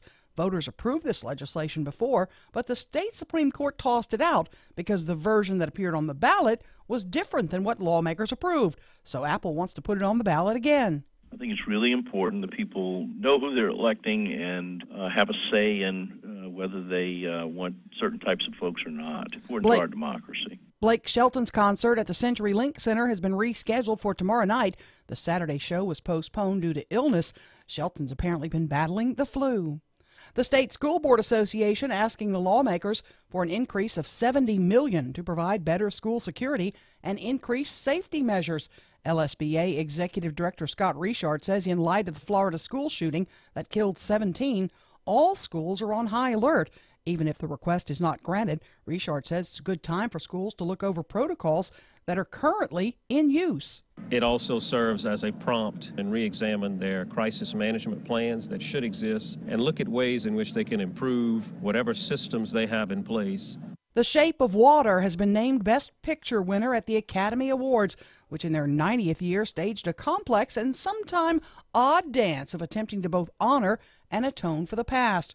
At the Academy Awards, Jordan Peele made history by becoming the first African American to win Best Original Screenplay for his film Get Out. Peele thanked those who supported him throughout the creation. This means so much to me. I stopped writing this movie about 20 times because I thought it was impossible. I thought it wasn't going to work. I thought no one would ever make this movie. But I kept coming back to it because I knew if someone let me make this movie, that people would hear it and people would see it.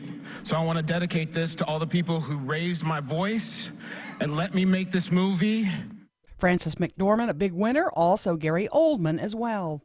I'm Erin McCarty on 101.7 FM and 710 KEEL.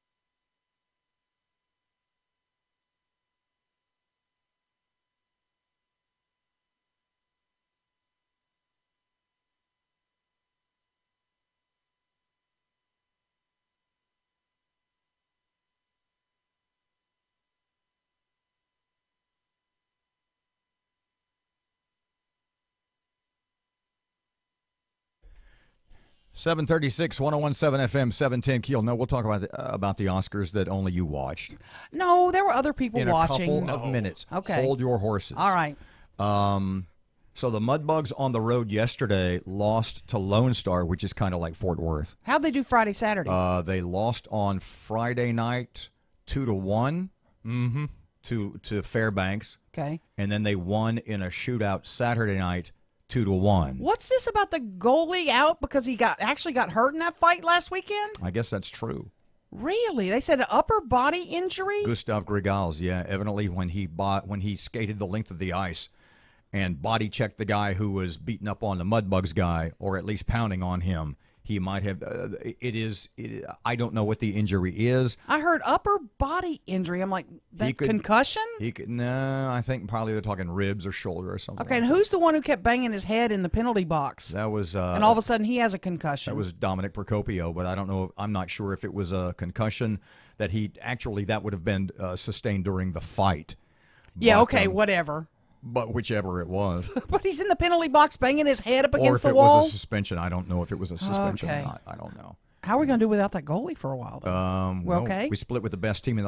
There is, if you assume for the moment, and I think it's a pretty safe assumption, that Fairbanks and the Mudbugs in either order are 1 and 1A. We split when we played up there earlier in the year. Mm-hmm. They come down here, we split. One of the games up there earlier in the year was an overtime win. One of the games down here this weekend was an overtime win. The point is the separation between those two teams is infinitesimal. That's good, though. And they're the two leaders in the division, right? In the league. Oh, wow. Oh, no, they're not in the same division. Okay, gotcha. So you were probably looking, and this weekend's games certainly had a playoff feel to them. Nice. So Jackson Castor, who is our goalies, both goalies are awesome. Did Blake Shelton canceling help Saturday night? I'm sure it did. I don't know. Good turnout? We played lots of Blake Shelton at the rink. Not lots. When's the next home game? This next Friday night. Friday night. Okay, cool. Friday and Saturday. Basically every weekend until Easter. Yeah. Easter's April Fool's Day this year. That pretty much sums it up. Yeah. Wow. But it was too awesome. Just when you thought you couldn't get better hockey than you had a couple of weeks ago when Kenai River from Alaska was here, and you had like the brawl. Kenai River. It was better. Stealing my bit. It was better this weekend. Blake Shelton, by the way, tomorrow night the show's been rescheduled. Yeah. Your tickets are good. You will get a refund if you can't go. I came to town for the weekend. They will refund if you can't go. Yes, we can't go. Now, I was told he played Dallas Thursday or Friday night. And then he was scheduled to be here Saturday night, but he did do the show in Dallas. Look, if he had 102 then we fever, got scrapped. If he had 102 fever, who wanted him infecting 10,000 people? Do you want a Tuesday show or do you want a bad show on Saturday night? I would rather a Tuesday show. It's country music. Everybody in the audience is drunk. They wouldn't have known the difference. Damn. 739, 117 FM, 710 Keel traffic time. Here's Ruben. The intersection at Line Avenue and East 70th Street's dealing with some slow-moving traffic right now. And we have some traffic delays on Benton Road near Green Acres Boulevard in Bossier City. If you have anything to report to us, please give us a call at our Planet Fitness traffic hotline. That's 687-ROAD. Your AccuWeather.com forecast will have a brief shower this morning. Otherwise, more clouds than sun today with a high of 74. Cooler with patchy clouds, low 44 tonight. With your AccuWeather.com forecast, I'm meteorologist Heather Zaire.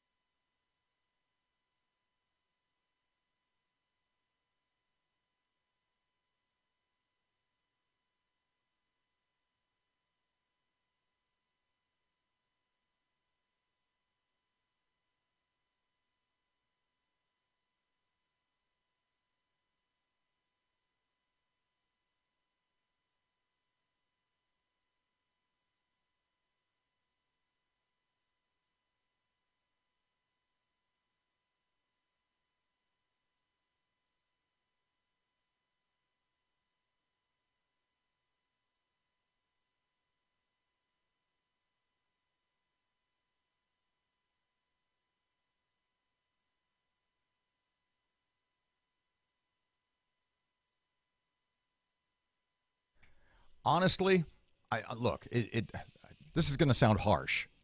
That's their problem. They'll figure it out. 101.7 FM, 710 Keel. Robert J. Wright and Erin McCarty.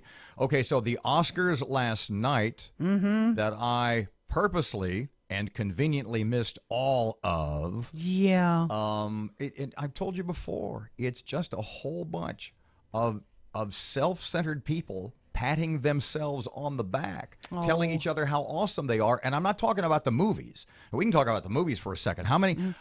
I've seen a few of them. The only one I had seen was Darkest Hour, when that's the Winston Churchill. Yeah, I watched that one. Gary Oldman was one Best Actor for that. Won Best Actor. That I saw he that was when incredible. It was down at the Robinson. He was very good. I saw the Billboard one. The 3 billboards that in one Ebbing. Looked pretty intense. It was pretty intense, and Frances McDormand won Best Actress for her performance in that. And then basically she gave a speech where she told all the other women, get better agents. Yeah, that for me, that was kind of the highlight of the evening, to be honest. Okay, look around, everybody. Look around, ladies and gentlemen, because we all have stories to tell and projects we need finance. Don't talk to us about it at the parties tonight. Invite us into your office in a couple days, or you can come to ours, whichever suits you best, and we'll tell you all about them. I have 2 words to leave with you tonight, ladies and gentlemen. Inclusion rider. She had asked all the women who'd been nominated to stand up. What does that mean, inclusion rider? Essentially include all the details about what you want in your. Oh, so she's busting on poor Michelle Williams. Mm-hmm. She's literally. And make sure that you have a writer that. No, wait. It's not just that. It's also the writer should also have an inclusion clause, like we will be inclusive of blah blah blah blah blah in this movie. So get a better agent. Yeah, pretty much. Now the big winner, The Shape of Water, which I have not seen. Okay, it looks kind of freaky. It basically is. Is it women kissing on fish? That's generally it. Yeah, it's interspecies dating. Is it? Yes. Some of the fish were kind of hot. I was like, here's man, the deal. Where's the online dating site for that to date fish? It is the gillsonly.com. It is. The fish story, can be hot. It is the story. If they do them at 2 Johns, it's the story of a woman who is learning disabled. Yeah. Who falls in love with a fish? A man who is an amphibian, and he's captured by the military, and she works at the military base where he is being held in captivity. Man, it's sort of like the last part of Splash.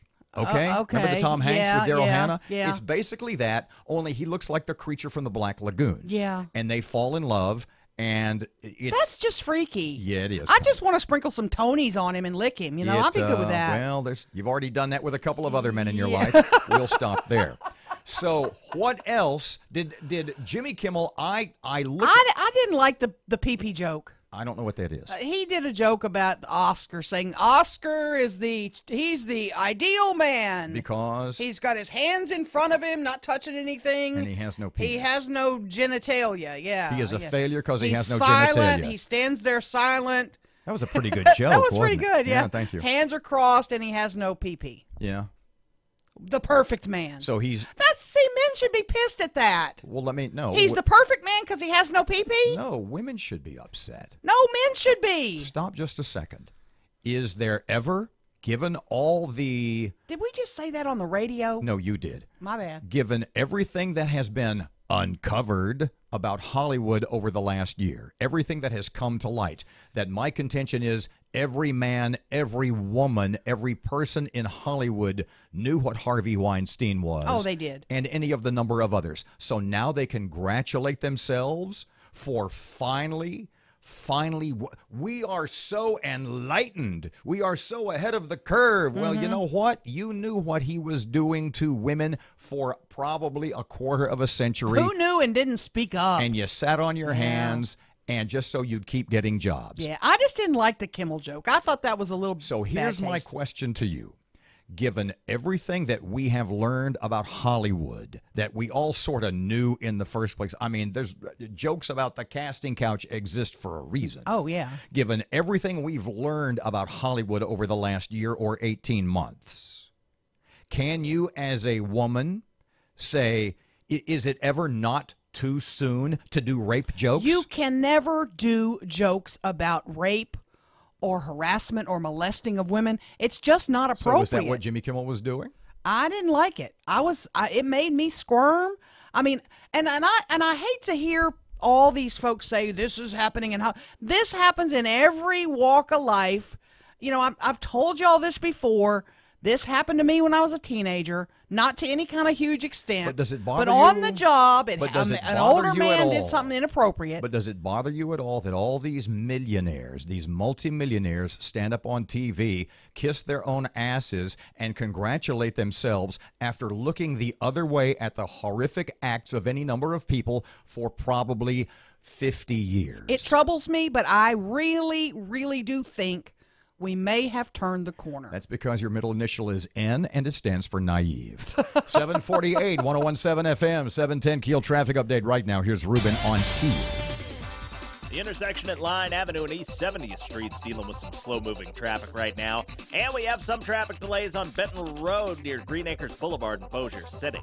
If you have anything to report to us, please give us a call at our Planet Fitness traffic hotline. That's 687-ROAD.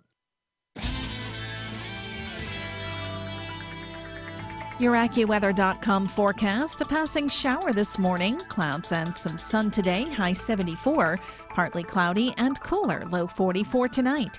With your AccuWeather.com forecast, I'm meteorologist Heather Zaire.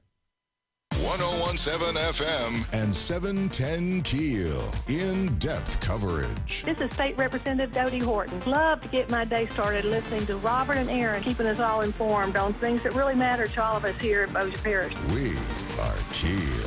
1017 FM and 710 Keel.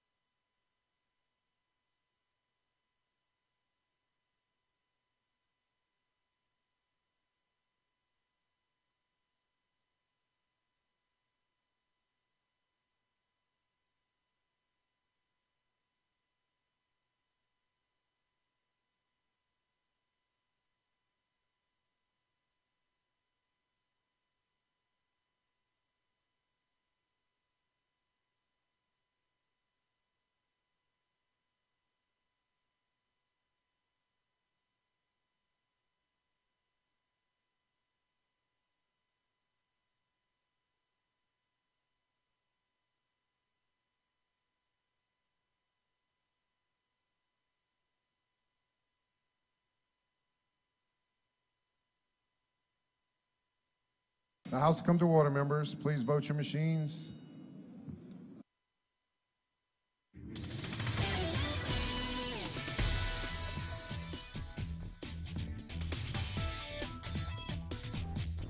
$7:52 Keel Sports. Here's Fletch.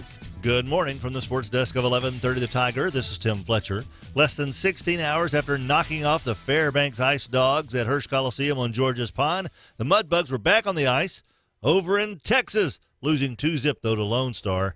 I guess you could say the Bugs were a little tired. They could only muster 15 shots on goal while being shut out. LSU exacted some revenge over Southeastern Louisiana with a 4-2 win Sunday, less than a week after the Lions knocked off the Tigers in Hammond. Wrapping up a 3-0 weekend, LSU received 6 innings of 2-hit shutout pitching from A.J. Lebis and Mikhail Hilliard to start the game. Antoine Duplantis gave LSU a 1-0 lead with a solo homer in the bottom of the first. Bo Jordan crank-anchored one in the bottom of the third to make it a 2-zip game, and Daniel Cabrera brought home what turned out to be the game-winning run with a double later in the inning. Louisiana Tech went 2-1 in the Frisco Classic this weekend, beating ninth-ranked Texas A&M Friday and Cal Saturday before dropping a 6-1 decision against Baylor Sunday. Tanner Huddleston was named the Classic MVP after a 5-for-12 weekend. He had 2 3-run home runs and had 7 RBI. UALR avoided a sweep by visiting Northwestern with a 5-2 win over the Demons Sunday. The first 3 Trojan hitters collected hits and scored, providing a cushion the Demons could not overcome. From the sports desk of 1130 The Tiger, this is Tim Fletcher.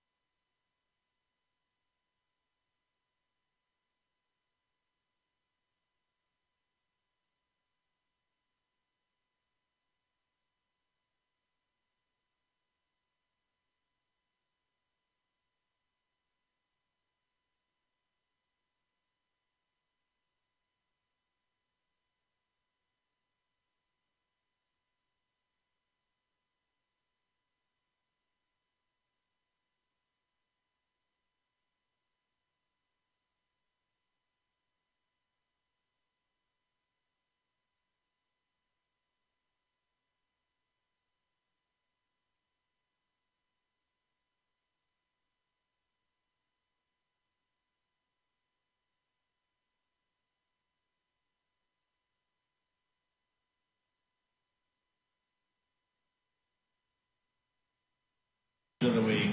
Bugs at your service this Thursday, March 1st at the Nicky's by the racetrack. Come let us serve. We'll be taking on the fair Our show, hot dog eating contest in America. Stop by any Brookshire's to get the biggest discounts on Mudbugs tickets. Don't forget to stay after the game on Saturday to come skate with us and take pictures in the Fossa Orthodontic. I can't say that word. Okay, restart that one. Don't forget, stay after the game Saturday to skate with us and take pictures in the Foster Orthodontics photo booth at Center Ice. Dude, it's a tongue twister. Orthodontist.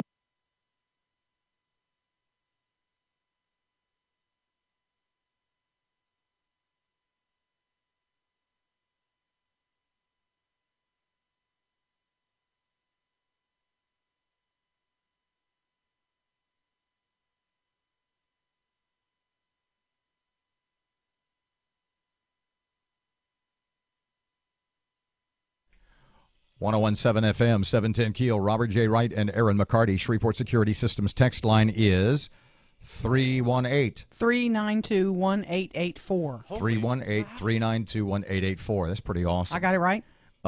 Sweet. So in the 8 o'clock hour, we're going to talk more about what's wrong with Shreveport. Mm-hmm. Could the Cross Bayou project solve that? No. No. Well, I want to talk about it. Okay, you make your case why, if you believe it can. I know. Well, to me, it's just shuffling people around. Yeah, you have a huge point. That's a huge point. I mean, you're still if you move all those state workers from Fairfield and Jordan to Cross Bayou to a new building, you know what you're going to have? Yeah. An empty building at Fairfield and Jordan. Yeah. And the state, who's going to be in charge of that new building? Because the state have said this before. What the state has shown me, given their lack of upkeep of that building at the corner of Fairfield and Jordan, is they have no interest in keeping it up. Mm-hmm. And look, if the building you're in is a dump, why would I give you a new building? Well, because the building you're in is, 100 years old. But who's responsible for the building? There's 100-year-old houses all over America that are in people take care of. I know. Has the state of Louisiana taken care of that building? That's the question. Mm-hmm. 757, 101.7 FM, 710 Keel. Here's Sean Hannity. Turn up your radio. Here's the Sean Hannity Morning Minute. The FBI doesn't seem to think you, the American people, deserve to know the details of that secret January 5th, 2016 Obama.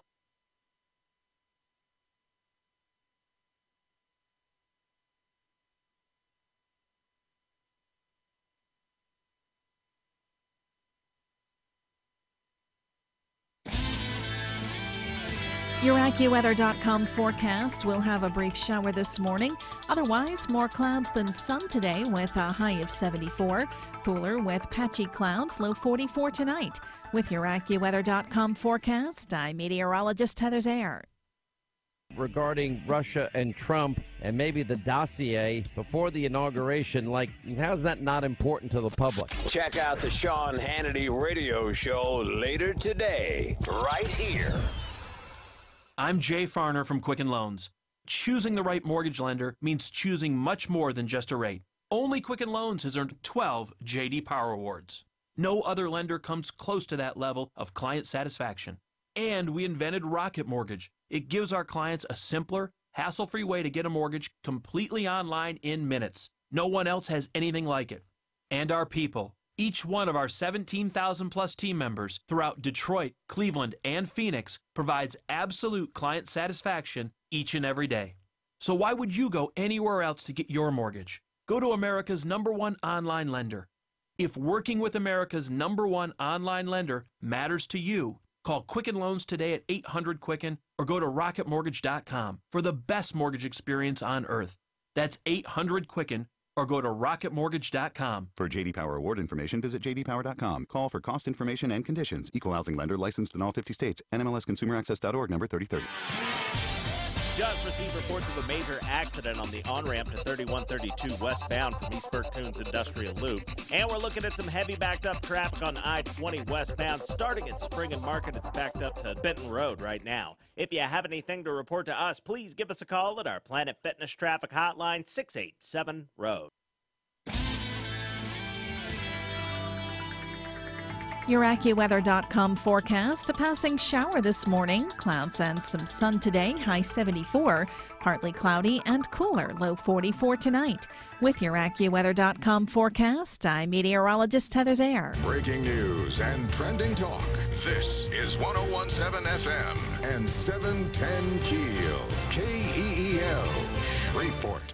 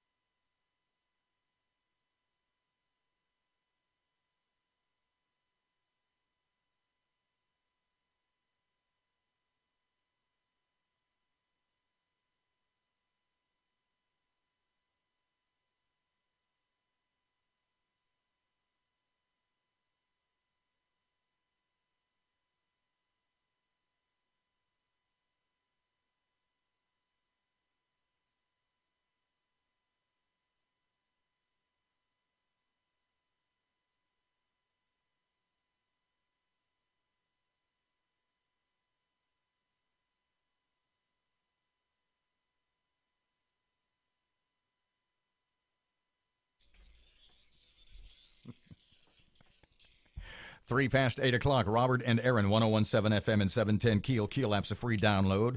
Get it? Right now, Erin, working on local news. That's up next. Special session is not going well for the governor. We'll talk more about that. We're taking a look at the Red River, too. How's it looking today? And a local educator has a big day ahead. Story starts off, all hope is lost. For tax increases, I'm not terribly mournful about that prospect. State Representative Alan Seabaugh, just a couple of seconds away, tell us not what went wrong, what went right when all the Republicans stood up and said, no, we don't think so. Fletcher in sports and traffic and weather, and it's all here this hour, and it's coming up on KEEL.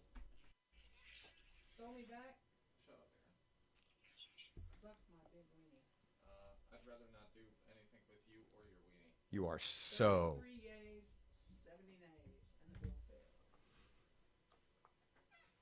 The fact you're so fascinated with something that already happened and you know the results too. Make a motion, we stand adjourned until 4 o'clock tomorrow.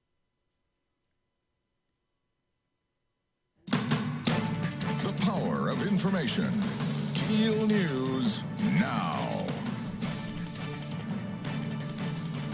The special session not going well. Matt Parker with our update. Lawmakers in Baton Rouge ended Sunday night with nothing to show for their hard work as another day passes by in Louisiana's special session. The House voted against a sales tax bill that would have raised $290 million. The House could try to revive the bill today when they meet, but a two-thirds vote to do so is unlikely. Republicans and Democrats are blaming each other for the lack of movement to fix the state's budget woes. The state is projected to have a nearly $700 million budget shortfall, and dramatic cuts to TOPS and other programs are expected. From 101.7 FM and 710 KEEL, I'm Matt Parker. Jeremy Alford, publisher of LAPolitics.com, was there for the vote. That sales tax bill is the centerpiece, the linchpin to this entire special session, and it didn't just fail. It went down in flames. It was a 33-70 vote. The House will meet again today to make a last-ditch effort. Flooding expected to continue for the next few days. The Red River remains in a flood stage. The river expected to crest today, now at 31.5 feet, and then begin a slow fall. All public parks in Shreveport are closed on the riverfront and will remain that way until the red is no longer at a flood level. The Louisiana School Board Association is asking lawmakers for an increase of $70 million to provide better school security. LSBA Executive Director Scott Richard says the increase would allow schools to put their local funds to better use. Whether it be cameras or hiring resource officers, working on mental health issues with students that are at risk. If the state increases funding, then it allows for the local districts to redirect some of their local funding. Also from education, DeSoto School Superintendent Dr. Cade Brumley will be in Jefferson Parish today for his interview to be the top guy there. He's the only candidate left in the running and is expected to land the job. A 7-year-old boy's been shot in Shreveport. The shooting happened Sunday afternoon on Jackson Street in Queensboro. Police say the boy was shot in the shoulder and neck. His wounds are considered life-threatening. When lawmakers get together for the regular session, one bill to discuss would disqualify candidates from running for office after a felony conviction. Voters approved this legislation before, but the state Supreme Court tossed it out because the version that appeared on the ballot was different than what lawmakers passed. So Conrad Apple wants to put it on the ballot again. In a nutshell, what it does is it limits the ability of a felon to be elected to elective office until he has completed his probation and a certain amount of time has elapsed. Blake Shelton's concert at the CenturyLink Center rescheduled for tomorrow night. The Saturday night show was postponed due to illness. In a statement released by the CenturyLink, Shelton says he's been battling the flu and apologizes for the inconvenience. The Shape of Water has been named Best Picture at the Academy Awards. The show was rife with references to the sexual misconduct scandal that has impacted Hollywood and other industries. Now, at the awards show, Frances McDormand won Best Actress for her performance in 3 Billboards outside Ebbing, Missouri. McDormand asked if all the female nominees could stand up before continuing her speech. Okay, look around, everybody. Look around, ladies and gentlemen, because we all have stories to tell and projects we need finance. Don't talk to us about it at the parties tonight. Invite us into your office in a couple days, or you can come to ours, whichever suits you best, and we'll tell you all about them. I have 2 words to leave with you tonight, ladies and gentlemen. Inclusion rider. This is McDormand's second Oscar win. Gary Oldman won as Best Actor for The Darkest Hour. I'm Erin McCarty from 101.7 FM and 710 KEEL.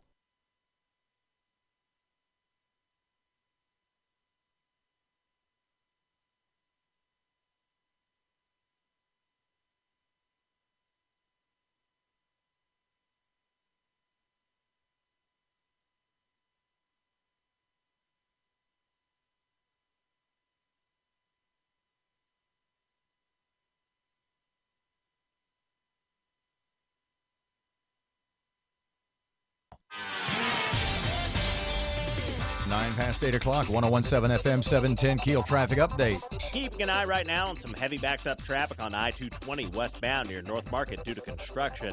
And we have some traffic delays on Benton Road near Green Acres Boulevard in Bossier City. If you have anything to report to us, please give us a call at our Planet Fitness traffic hotline, 687-ROAD. Your AccuWeather.com forecast will have a brief shower this morning. Otherwise, more clouds than some today with a high of 74. Cooler with patchy clouds, low 44 tonight. With your AccuWeather.com forecast, I'm meteorologist Heather Zaire.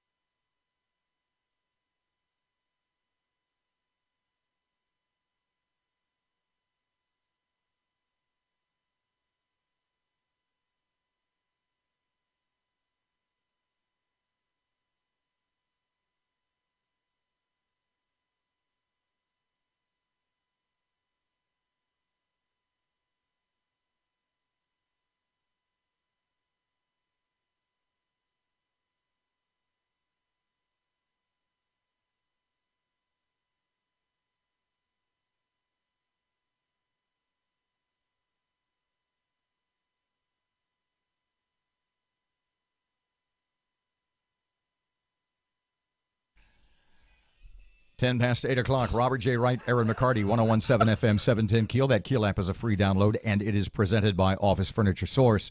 State Representative Alan Seabaugh. Good morning, Mr. Allen. How are you today?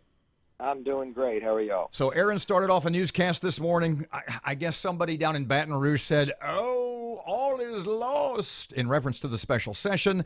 We had another story. Well, it just didn't go well. I'm thinking you guys kept taxes from being raised. I think that's cause for celebration, right? Yeah. For me, look, people keep saying we didn't do anything. I strongly disagree. We kept the taxes of the hardworking people of Louisiana from being raised unnecessarily. So I think we've accomplished a lot in this special session. But you're going to leave the decision about balancing the budget to John Bel Edwards. Does that trouble you? No, that's not correct. Okay, how are we going to do it? Because he's already submitted his budget. The budget is in the House now. And I've talked to Republican members on the Appropriations Committee. I've talked to Chairman of Appropriations and said, can you cut $400 million without cutting any services that anybody notices? And they've all said, absolutely. So John Bell's doomsday budget was exactly that. He was trying to hit things that would directly affect people like TOPS that people would know. But the 994 number that they keep using is it's not a real number because it doesn't factor in the $300 million from the Fed or any of the other stuff that's coming in. The real number is between $400 and $500 million, and out of a $30 billion budget, we can cut $400 to $500 million without affecting services, without affecting TOPS, without closing hospitals, without closing universities. We can do that, and everybody I've talked to I suspected that we could do it. Everybody I've talked to on Appropriations Committee says, yes, we can do that, no problem. So there's no reason for us to have been here in the first place. What's going to happen now? What's going to happen today? The next couple, are the Democrats at this point, are the tax raisers some of those being Republicans, to be blunt about it. Are those factions so splintered that they don't have a chance? I hope so. What's going to happen today is the fight. The only fight left is: are we going to go home, or are we going to take up excess itemized and vote on the re-implementation of the so-called Stelly bill? But as far as the quarter penny sales tax, as It's far dead. as the Black Caucus's demand of what they called compressing the tax rates, which would have been really a tax increase like stuff, those are dead in the water. Those are done. Those are history, right? Well, the sales tax is dead because it's failed twice. The compression never came out of committee, so it's probably too late for that to happen. It with some shenanigans that could probably still come up, but there's no way it would have the votes on the floor. So there's another bill about the corporate income tax deductions, individual income tax credits. Look to be on the agenda today. Any Yes. shot? That's what I don't know, and that's. We haven't really debated any of those bills. All of the talk has been centered around the House Bill 8, which is excess itemized, and House Bill 23, which is the one we killed last night, the sales tax bill. Nobody's really talked about it. I mean, I fought them in committee.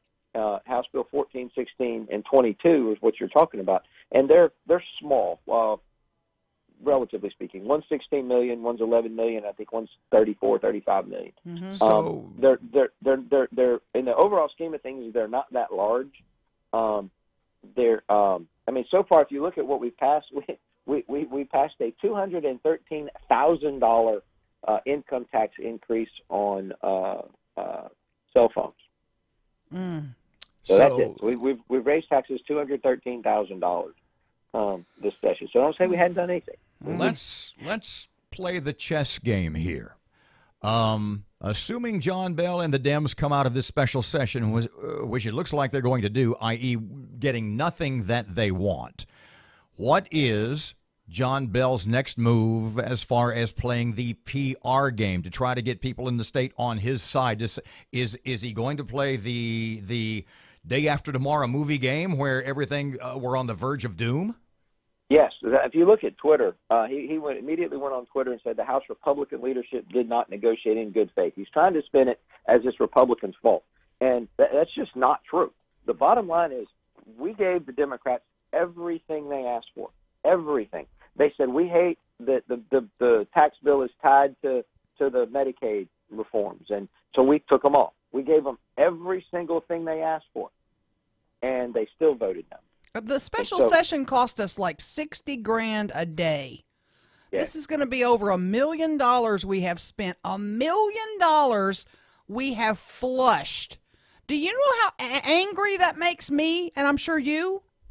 Well, and you should be angry at the governor for calling a special session. He said for 9 months that he wouldn't call a special session unless there was an agreement ahead of time. There has never been an agreement. There has never been close to an agreement.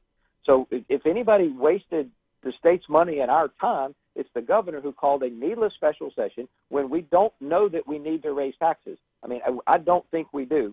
It's the biggest budget we've ever had, even without the tax increases. It's not necessary. We can balance the state budget. We can cut a little bit that nobody will notice, a little trim off the top. And calling the special session was a boondoggle. It was a mistake. I think he knew better.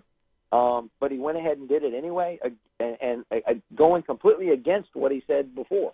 So this session never should have been called because there never was an agreement, and there never was much hope for success. Alan, the way you make it sound is that solving the state's budget shortfall, that avoiding the governor's fiscal cliff, is in fact going to be a relatively simple thing to do if we leave it to the state legislature.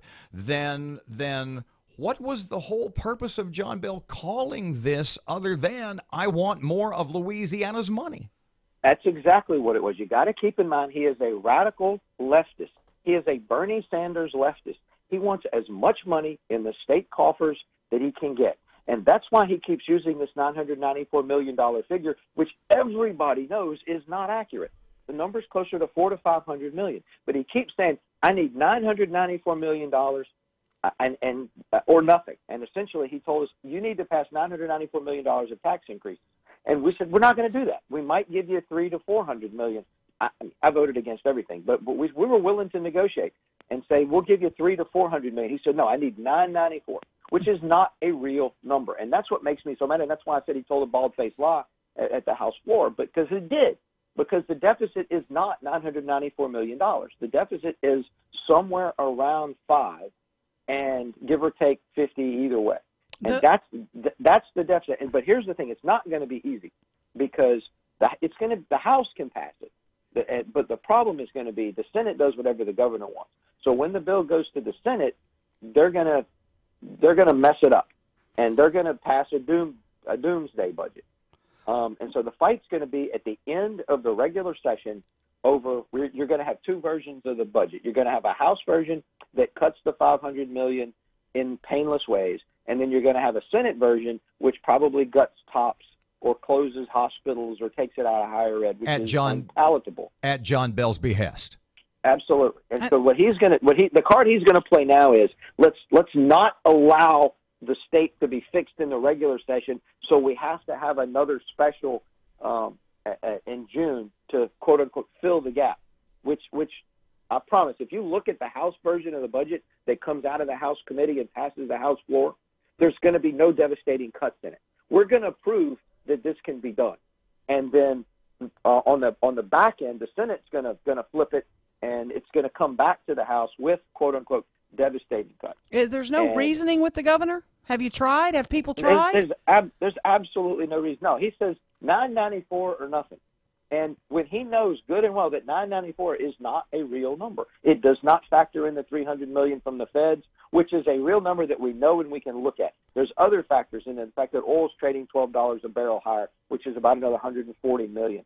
There's several other factors in there which make 994 not a real number. That's why the special session is now, because he can at least say 994 and tell everybody there's a cliff and try to scare people into raising taxes. If you wait until June when the REC recognizes all of this money, you'll realize there is no fiscal cliff, and it can be fixed relatively easily through the budget process. And Alan, there's fear-mongering. It's complete fear-mongering by the governor, and it's dishonest.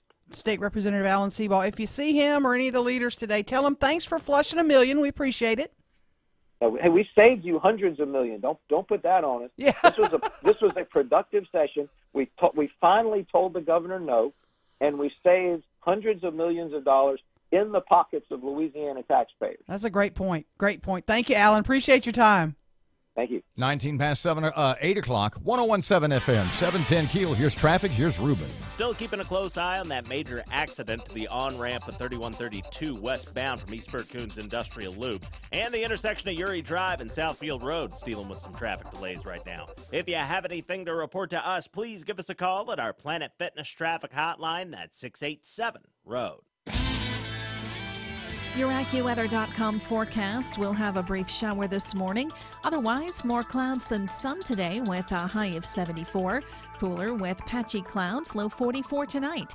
With your AccuWeather.com forecast, I'm meteorologist Heather Zaire.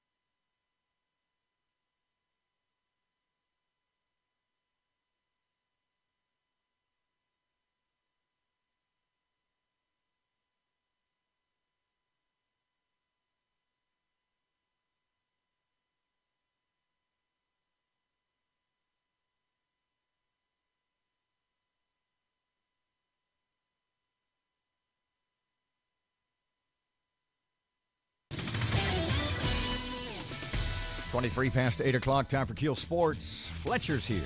Good morning from the sports desk of 1130 The Tiger. This is Tim Fletcher. Less than 16 hours after knocking off the Fairbanks Ice. Play the chess game. What is... Yes, if you look at Twitter, he immediately went on Twitter and said the House Republican leadership did not, and that's just not true. The bottom line is we gave the Democrats everything they asked for, everything. They said we hate. The bottom line is we gave the Democrats everything they asked for, everything. They said we hate the tax bill, and they still voted no.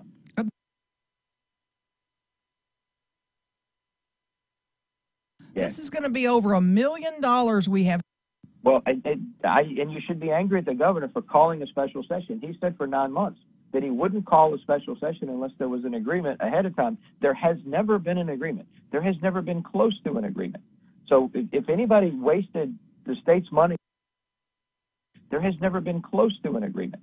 So if anybody wasted the state's money and our time, it's the governor who called a needless special session when we don't know that we need to raise taxes. I mean, I don't think we do. It's the biggest budget we've ever had, even without the tax increases. It's not. So if anybody wasted the state's money and our time, it's the governor who called a needless special session when we don't know that we need to raise taxes. I mean, I don't think we do. It's the biggest budget we've ever had, even without the tax increases.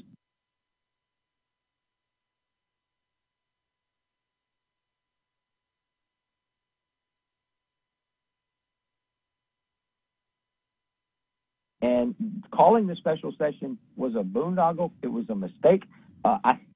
Calling the special session was a boondoggle. It was a mistake. I think he knew better, but he went ahead and did it anyway.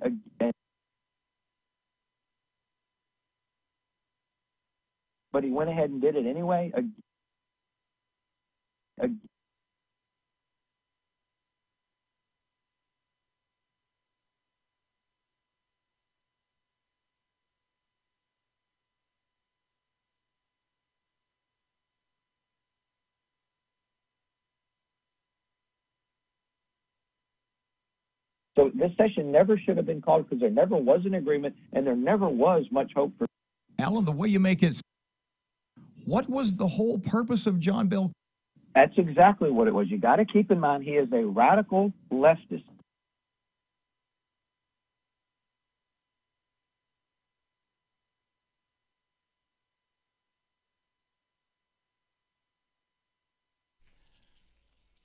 Twenty-six past 8 o'clock, 101.7 FM, 710 KEEL. Are you okay? Yeah, I'm just thinking about whether or not I want to get into this because it's a short segment. Here's the deal, and I'm thinking about letting Matt talk about tops. No, because then he'll start screaming. But that's kind of maybe what we want. We might want that. I mean, look, we've said this a million times before. And any number of very important people at the state and local level have agreed with me. If for all intents and purposes, TOPS is basically, it's a student loan you don't have to pay back. Fair enough? Yeah, pretty and much. And numerous, look, it's not a loan, it's a gift. TOPS, a gift. That's a great way to put TOPS it. is Bernie Sanders stuff. TOPS is Bernie Sanders. Everybody gets free college stuff. And for people in Louisiana and for people at all economic strata to not look at that and go, that's just Bernie Sanders stuff. The reason college education is so high is because the student is no longer the customer. Mm-hmm. There's no competition. TOPS, student loans, fill in the blank. Anything that is other than the student, if the student is not paying for college, somebody else did. Mm-hmm. What's it called?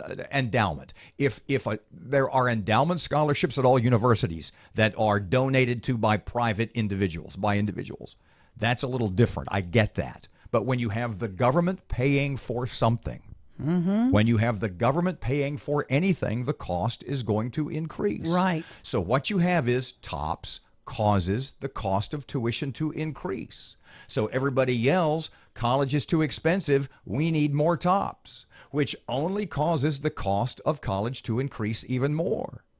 And eventually you got to look in the mirror and you say, TOPS is really Bernie Sanders stuff. Bernie Sanders on his campaign for the presidency. Everybody should get free college. Well, the problem is, it ain't free. Somebody's got to pay for it. And right now, it's the people of Louisiana. And I get people are jumping up and down and yelling and screaming. Don't you know how expensive college is? I can't. Look, I get that. But you have to admit the reason that college is so expensive is because your son, your daughter, you, whoever it happens to be, you are not the customer. The state of Louisiana, the federal government, whoever is paying that bill is the customer, and that's who the college will, in the end, appease or attempt to please. Sure. And you know, here's the other thing about TOPS that drives me crazy. 30 seconds. Well, there's two can you do it in 30 seconds? I can do both points in 30 seconds. First thing that drives me nuts is, well, you know, they have to earn it. No. If you get free money for C average students don't deserve free college, okay? You earn it. And the other thing is lawmakers who are, we're not going to raise taxes. We're against raising taxes. Unless it's for TOPS because my kid uses it. Thank you, I'm done. Oh, boy. Not bad. 829, 1017 FM, 710 Keel. Here's Ruben. Keeping an eye right now on some heavy backed up traffic on I-220 westbound near North Market due to construction. And we have some traffic delays on Benton Road near Green Acres Boulevard in Bossier City. If you have anything to report to us, please give us a call at our Planet Fitness Traffic Hotline, 687-ROAD. Your AccuWeather.com forecast will have a brief shower this morning. Otherwise, more clouds than sun today with a high of 74. Cooler with patchy clouds, low 44 tonight. With your AccuWeather.com forecast, I'm meteorologist Heather Zaire.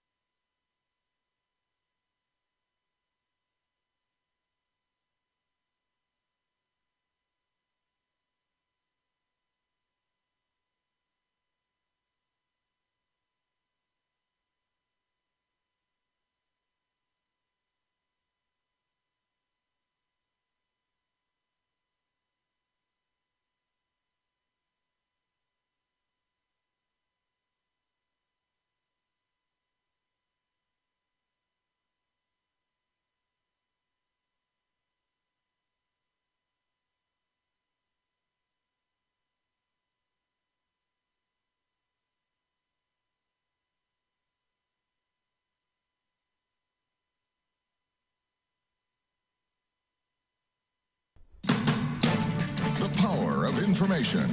KEEL News now. All hope appears lost that state lawmakers will pass any tax measures during the special session to address a nearly $1 billion shortfall. A sales tax bill that would provide nearly $300 million in revenues was defeated soundly. Jeremy Alford, publisher of LAPolitics.com, says after the vote, the House adjourned until 4 o'clock today, but says it's unlikely the fractured House will gather the necessary 70 votes to pass this sales tax bill or the 53 votes to approve a separate income tax bill that's also been discussed. Relationships have been ruined, nerves are frayed, and I'm not sure there's any coming back from this. 2 weeks ago, a 17-day special session began with the hope lawmakers could close a $994 million shortfall. It doesn't look like they're going to get there. Flooding expected to continue for the next couple of days. Matt Parker with the latest. The Red River remains in a flood stage. The river is expected to crest today at 31.5 feet and then start a slow fall. All public parks in Shreveport are closed and will remain that way until the red is no longer at a flood level. For 101.7 FM and 710 Keel, I'm Matt Parker. A young boy clings to life after being shot. A 7-year-old shot in Shreveport. It happened Sunday afternoon on Jackson Street in the Queensboro neighborhood. Police say the boy was shot in the shoulder and neck. His wounds are considered life-threatening. At this time, it's unknown if the boy was targeted or accidentally hit by stray bullets. A sort of redo bill has been pre-filed for the coming regular session by Metairie Senator Conrad Apple. Senate Bill 31 disqualifies would-be candidates for running for office after being convicted of a felony for at least 15 years after they've served their sentence. Voters approved this legislation before, but the state Supreme Court tossed it out because the version that appeared on the ballot was different than what lawmakers approved. So Apple wants to put it on the ballot again. I think it's really important that people know who they're electing and have a say in whether they want certain types of folks or not. Important to our democracy. Blake Shelton's concert at the CenturyLink Center has been rescheduled for tomorrow night. The Saturday show was postponed due to illness. Shelton's apparently been battling the flu. The State School Board Association asking the lawmakers for an increase of $70 million to provide better school security and increase safety measures. LSBA Executive Director Scott Richard says in light of the Florida school shooting that killed 17, all schools are on high alert. Even if the request is not granted, Richard says it's a good time for schools to look over protocols that are currently in use. It also serves as a prompt and re-examine their crisis management plans that should exist and look at ways in which they can improve.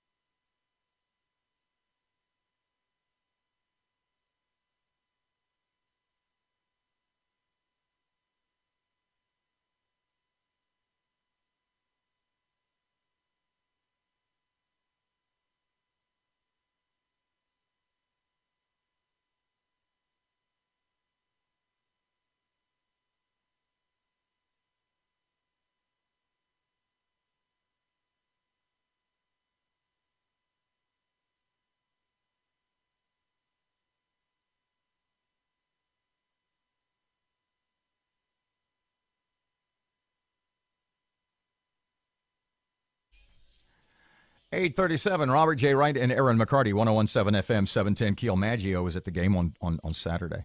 Oh, you tell him hi? Dr. Jason Maggio. No, I did not. Your name didn't come up. Why not? Because it never occurred to me. Well, you're no good. Well, wait a minute. How many people do you hang out in the course of a day that we both know and you don't say, oh, and Robert says, hey, I bet it was 250 a day. Yeah, probably. Okay. Probably. Out of sight, out of mind. Mudbugs are back home again this weekend at George's Pond at Hirsch Coliseum. The point I am making was a week ago when they played Kenai River, don't sing it again, okay? You don't know who... They played Key Lime Pie. You don't know who wrote it. You don't know what play it's from. When you start doing your Old Man River riff, you don't know who wrote it. No clue. You don't know what it's from. You have no right to start singing Gershwin in this studio. Not to mention it's a stolen joke from yours truly. I know. The point being, if you thought after last weekend's games that it couldn't get better this past weekend against Fairbanks, in fact, it did. It was absolutely awesome. They split a pair of games, easily the two best teams in the league, who are separated by if they played 10 games At the end of those 10 games, they would probably only win 5, and the goal difference would be 1. That's incredible. But that it happened. Really is. They split up in Fairbanks earlier in the year, and they were incredibly close games. And they split this weekend, and they were both incredibly close games. What was it, 3-2 on? 3-2 on Friday, 2-1 on Saturday. By the way, in a shootout. In the shootout, Derek Contessa, who scored the game-winning goal, he kept it on the nines. He had a fight, won the fight, scored the game-winning goal. It was awesome. So happy Mudbugs birthday. are back home again this coming Friday and Saturday. Topeka, I do believe. Topeka, correct. 101.7 FM, 710 Keel. Senator John Kennedy, just a couple of seconds away. I get the first question because it will be awesome right now. Traffic update. Here's Ruben. A minor accident on I-20 westbound has things backed up from Benton Road to Industrial Drive right now. And we have some traffic delays on East Texas Street near Hamilton Road in Bossier City. If you have anything to report to us, please give us a call at our Planet Fitness traffic hotline. That's 687-ROAD. Your AccuWeather.com forecast will have a brief shower this morning. Otherwise, more clouds than sun today with a high of 74. Cooler with patchy clouds, low 44 tonight. With your AccuWeather.com forecast, I'm meteorologist Heather Zaire.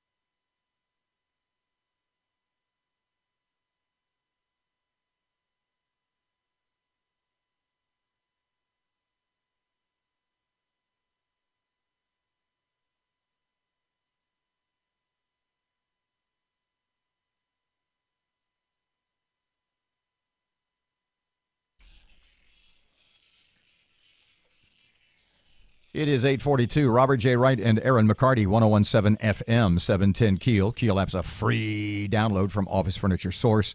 Thanks to them as always. United States Senator John Kennedy is here. Hey, Mr. John, how are you this morning?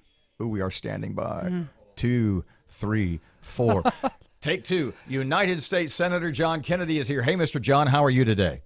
I'm great, guys. How are you? So last week, it was early in the week, I think, and I'm kind of flipping across the channels, and I come to Fox Business, and who was Did your mama wash your mouth out with soap? Was it Stuart Varney? And there was a man I admire very, very much, and he was talking about gun control, and I think the phrase he used was, "They can carry their happy ass." Would you care to tell us who it was that said that and give us a little context for the remark, because I thought it was awesome. Well, I said it. I may not should have said it, but my point was there are a lot of my colleagues in Washington, D.C. keep talking about how England is such a wonderful place because they don't have guns. And I said, well, if you think that's such a swell place, carry your happy rear end there, because I happen to believe in the Second Amendment, and so do most Americans. You know, the way you phrased it, and I want you to expound on this a bit, more than a bit. You said, my Democrat colleagues in the Senate and lots of leftists everywhere, their Constitution goes 1 and 3, that they just skip the Second Amendment. I thought that was awesome. Well, it's true. I mean, that's what is behind much, not all, but much of this cry for more gun control. there are some of my colleagues, some of the members of the Washington cartel, just don't believe in the Second Amendment. Their Constitution, their Bill of Rights, their copy of the Bill of Rights goes from 1 to 3. Now, mine includes the second. And the United States Supreme Court, through very recent decisions, has said, look, if you're an American, you have the right to bear arms, just like you have the right to free speech, just like you have the right to worship the God of your choice or no God at all. And I am not going to curtail that right unless I know there will the benefit, if you will, of curtailing it is more than speculative. The hypocrisy to me, although it's rampant, it is the perfect example is when Steve Scalise was shot by a guy with a rifle. I didn't see a lot of Democrats or leftists jumping up and down screaming for gun control then, did you? No. Look, we can stop virtually every shooting in America. Here's how we do it. Just become China. Live in a police state. China, the Communist Party in China controls who has guns. They control what you look at on the Internet. They control what you say. They control where you go to church. But America is a big, open, free, democratic society. And we do have gun laws. They're not being enforced. The database, we have a national database if you're a convicted felon, if you've abused your spouse, if you're mentally ill, you can't have a gun. The problem is that the state and federal bureaucrats in charge of sending information to the database aren't doing it. They're not doing it. And until some of them are fired, they're not going to continue doing it. They're going to continue not doing it. I suggest to the president, I said, Mr. President, just a suggestion, but call in all your cabinet secretaries and tell them, look, go back and find out who in your agency is responsible for sending the information into the database. Find out who's doing it and pat them on the back and say, good job. Find out who's not doing it and fire them. And you won't have any more problems. Senator, let's shift gears just a minute to the criminal justice reform. Watched a piece 60 Minutes last night on how great Germany's system is, and all these U.S. people are going there. We've tried criminal justice reform in Louisiana. It's new, but you're calling it an unqualified disaster. Little early, or you really think it is? I really think it is. I think, look, I believe in second chances. I think most Americans do. But before you let these folks out on the street, you've got to know who you're letting out on the street, and you've got to know that they have a chance and a probability to live peacefully along with their fellow Americans. And none of that's being done. The program is administered by the Department of Corrections, which has demonstrated its incompetence.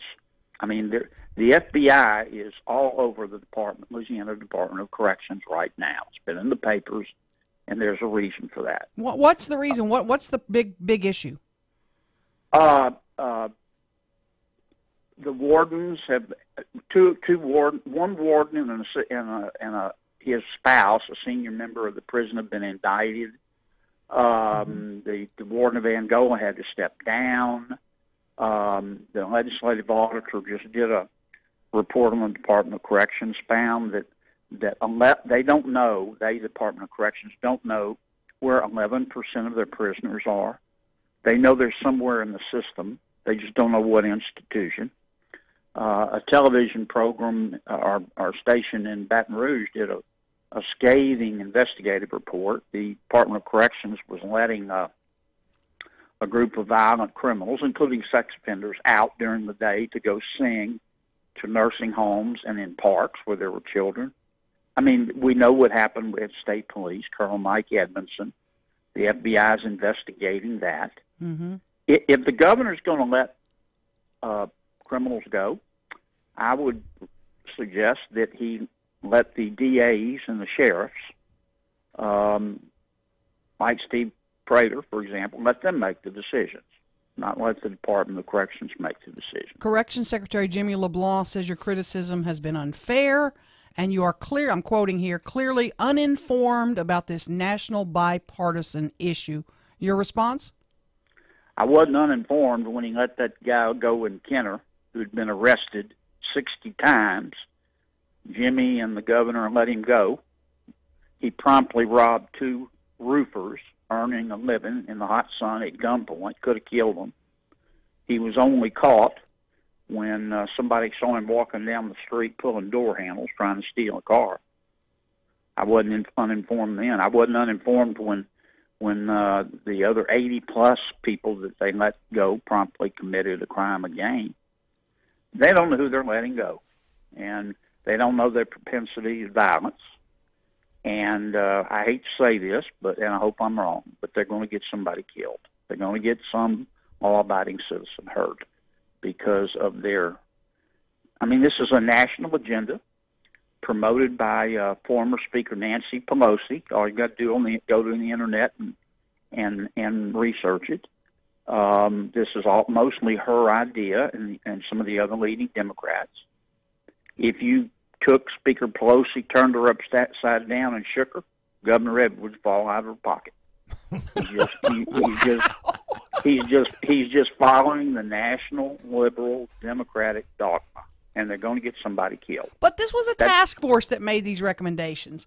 You know, it was citizens. You don't think so? It was a task force. It was a task force stacked by the governor. Anytime you see a gubernatorial task force or committee, I don't care who the governor is, they're going to do whatever the governor wants because the governor picks the people carefully. Senator John Kennedy, I can't thank you enough for your time. Appreciate it. And are you in D.C. now? I'm headed back in about 1 hour. I'm catching a plane to go. I'm leaving America and going back to Washington, D.C. A pleasure, Mr. John. Thank you for your time, as always. Thanks, guys. 101.7 FM, 710 Keel traffic update coming up right now. Here's Ruben on Keel.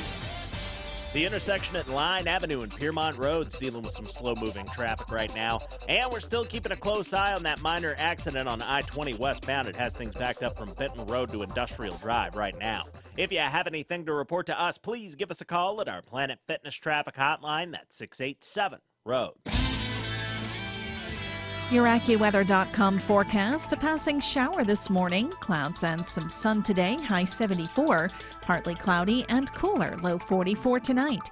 With your AccuWeather.com forecast, I'm meteorologist Heather Zayer.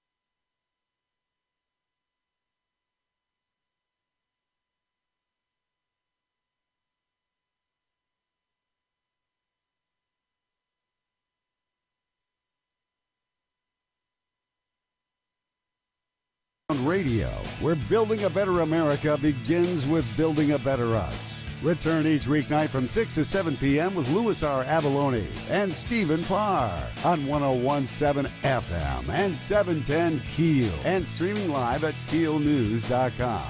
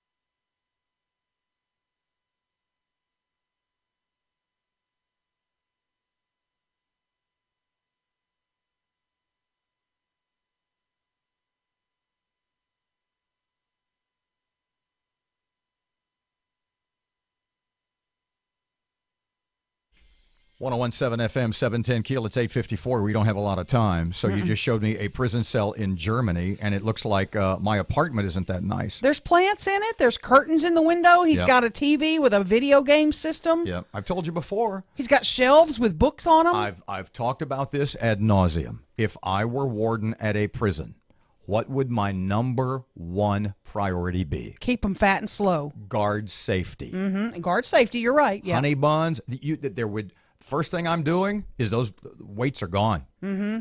The exercise, you want to play basketball, you want to run, you want to be a marathoner. Mm-hmm. I help you. Calisthenics, knock yourself out. Yeah, but you're not. I mean, You're guards, not bulking up. My guards are not going to be in charge of a whole bunch of guys who are 6'4" and 310 pounds with 6% body fat. You're going to give them weed Absolutely. and Lays. Yep. Yeah, 100% right. I would chips and doobies, honey buns, and yes, absolutely. Mm-hmm. I would either have a very thin, athletic prison population, or they would all look like Jabba the Hutt.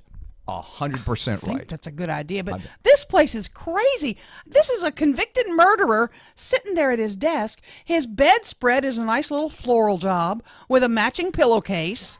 He's got a video game. He's got curtains in his window with a bright sunlight coming in. He gets to go outside and play cards and Tinkerbell and all that. When the Justice Reinvestment Act, i.e., letting prisoners in Louisiana out early, when all that was being debated by the state legislature, and we had different politicians on, and we had D.A. Stewart, et cetera, my standard question to them was, and I meant it tongue-in-cheek, so it's not that we have too much crime. We're just putting too many people in jail. Mm-hmm. And they all said, they all missed it. They all went, yeah. Right. Yeah, it's not that we have too much crime. We're just putting too many people in jail. This cat has a key to his own cell. And that literally is becoming the popular culture, at least, once again, on that political left. Unbelievable. Back tomorrow morning, 6 till 9. Robert J. Wright and Erin McCarty. More Shreveport stuff tomorrow morning. We are just getting started on that topic because I am tired of people moving away. Back tomorrow morning, 6 till 9. Robert and Erin, 101.7 FM, 710 KEEL. Here's Kim Commando. A few times each year, I tell you what lies just ahead in technology that affects your life. Today, what you need to know about something called 5G. It's coming this year. Kim Commando with your Monday Consumer Tech Update. If you're using a new smartphone, it's operating on a 4G LTE network. It's about 10 times faster than the old 3G systems from 5 years ago. And now, both Verizon and AT&T are ready to roll out the 5th generation network known as 5G technology. Those big cell towers that have been around for 30 years will slowly disappear with 5G. The new signals will come from small antennas mounted on streetlights or utility poles, placed only 500 feet apart. But the big deal with 5G is speed. So fast, you can download a 4K movie in 3 minutes or less. Homes will have faster connections than most businesses now have, with speeds of 2 gigabits per second. The first city will be Sacramento, California, and from there, 5G speeds will spread like wildfire. I'm Kim Commando. The world of home security is a noisy place. There are so many different systems, each claiming to be the best. Hidden in all the confusing chatter are long-term contracts, expensive monthly fees. And then there's SimpliSafe. the security company with no long-term contract, no expensive fees, and no complex installation. This is why SimpliSafe is now the fastest-growing home security company in the country, protecting more than 2 million homes. And SimpliSafe is now even better with the all-new SimpliSafe system, with even more safeguards to protect against power outages, downed Wi-Fi, cut landlines, hammers, thugs, and everything in between. The all-new SimpliSafe is smaller, faster, and stronger than anything before. Virtually invisible, with powerful sensors so small you hardly notice them. But the bad guys will, and you still get the same low and honest price. 24/7 professional protection for your home and family for just $15 a month. Go to simplysafekim.com right now to order your new system. That's simplysafekim.com, simplysafekim.com.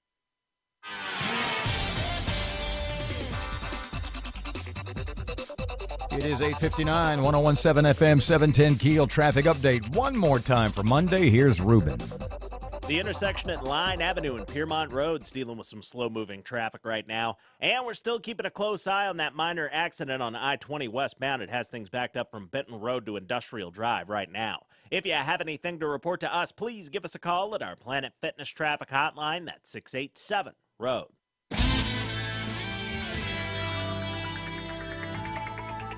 Your AccuWeather.com forecast, a passing shower this morning, clouds and some sun today, high 74, partly cloudy and cooler, low 44 tonight.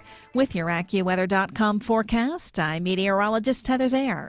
Breaking news and trending talk. This is 101.7 FM and 710 Keel. KEEL, Shreveport.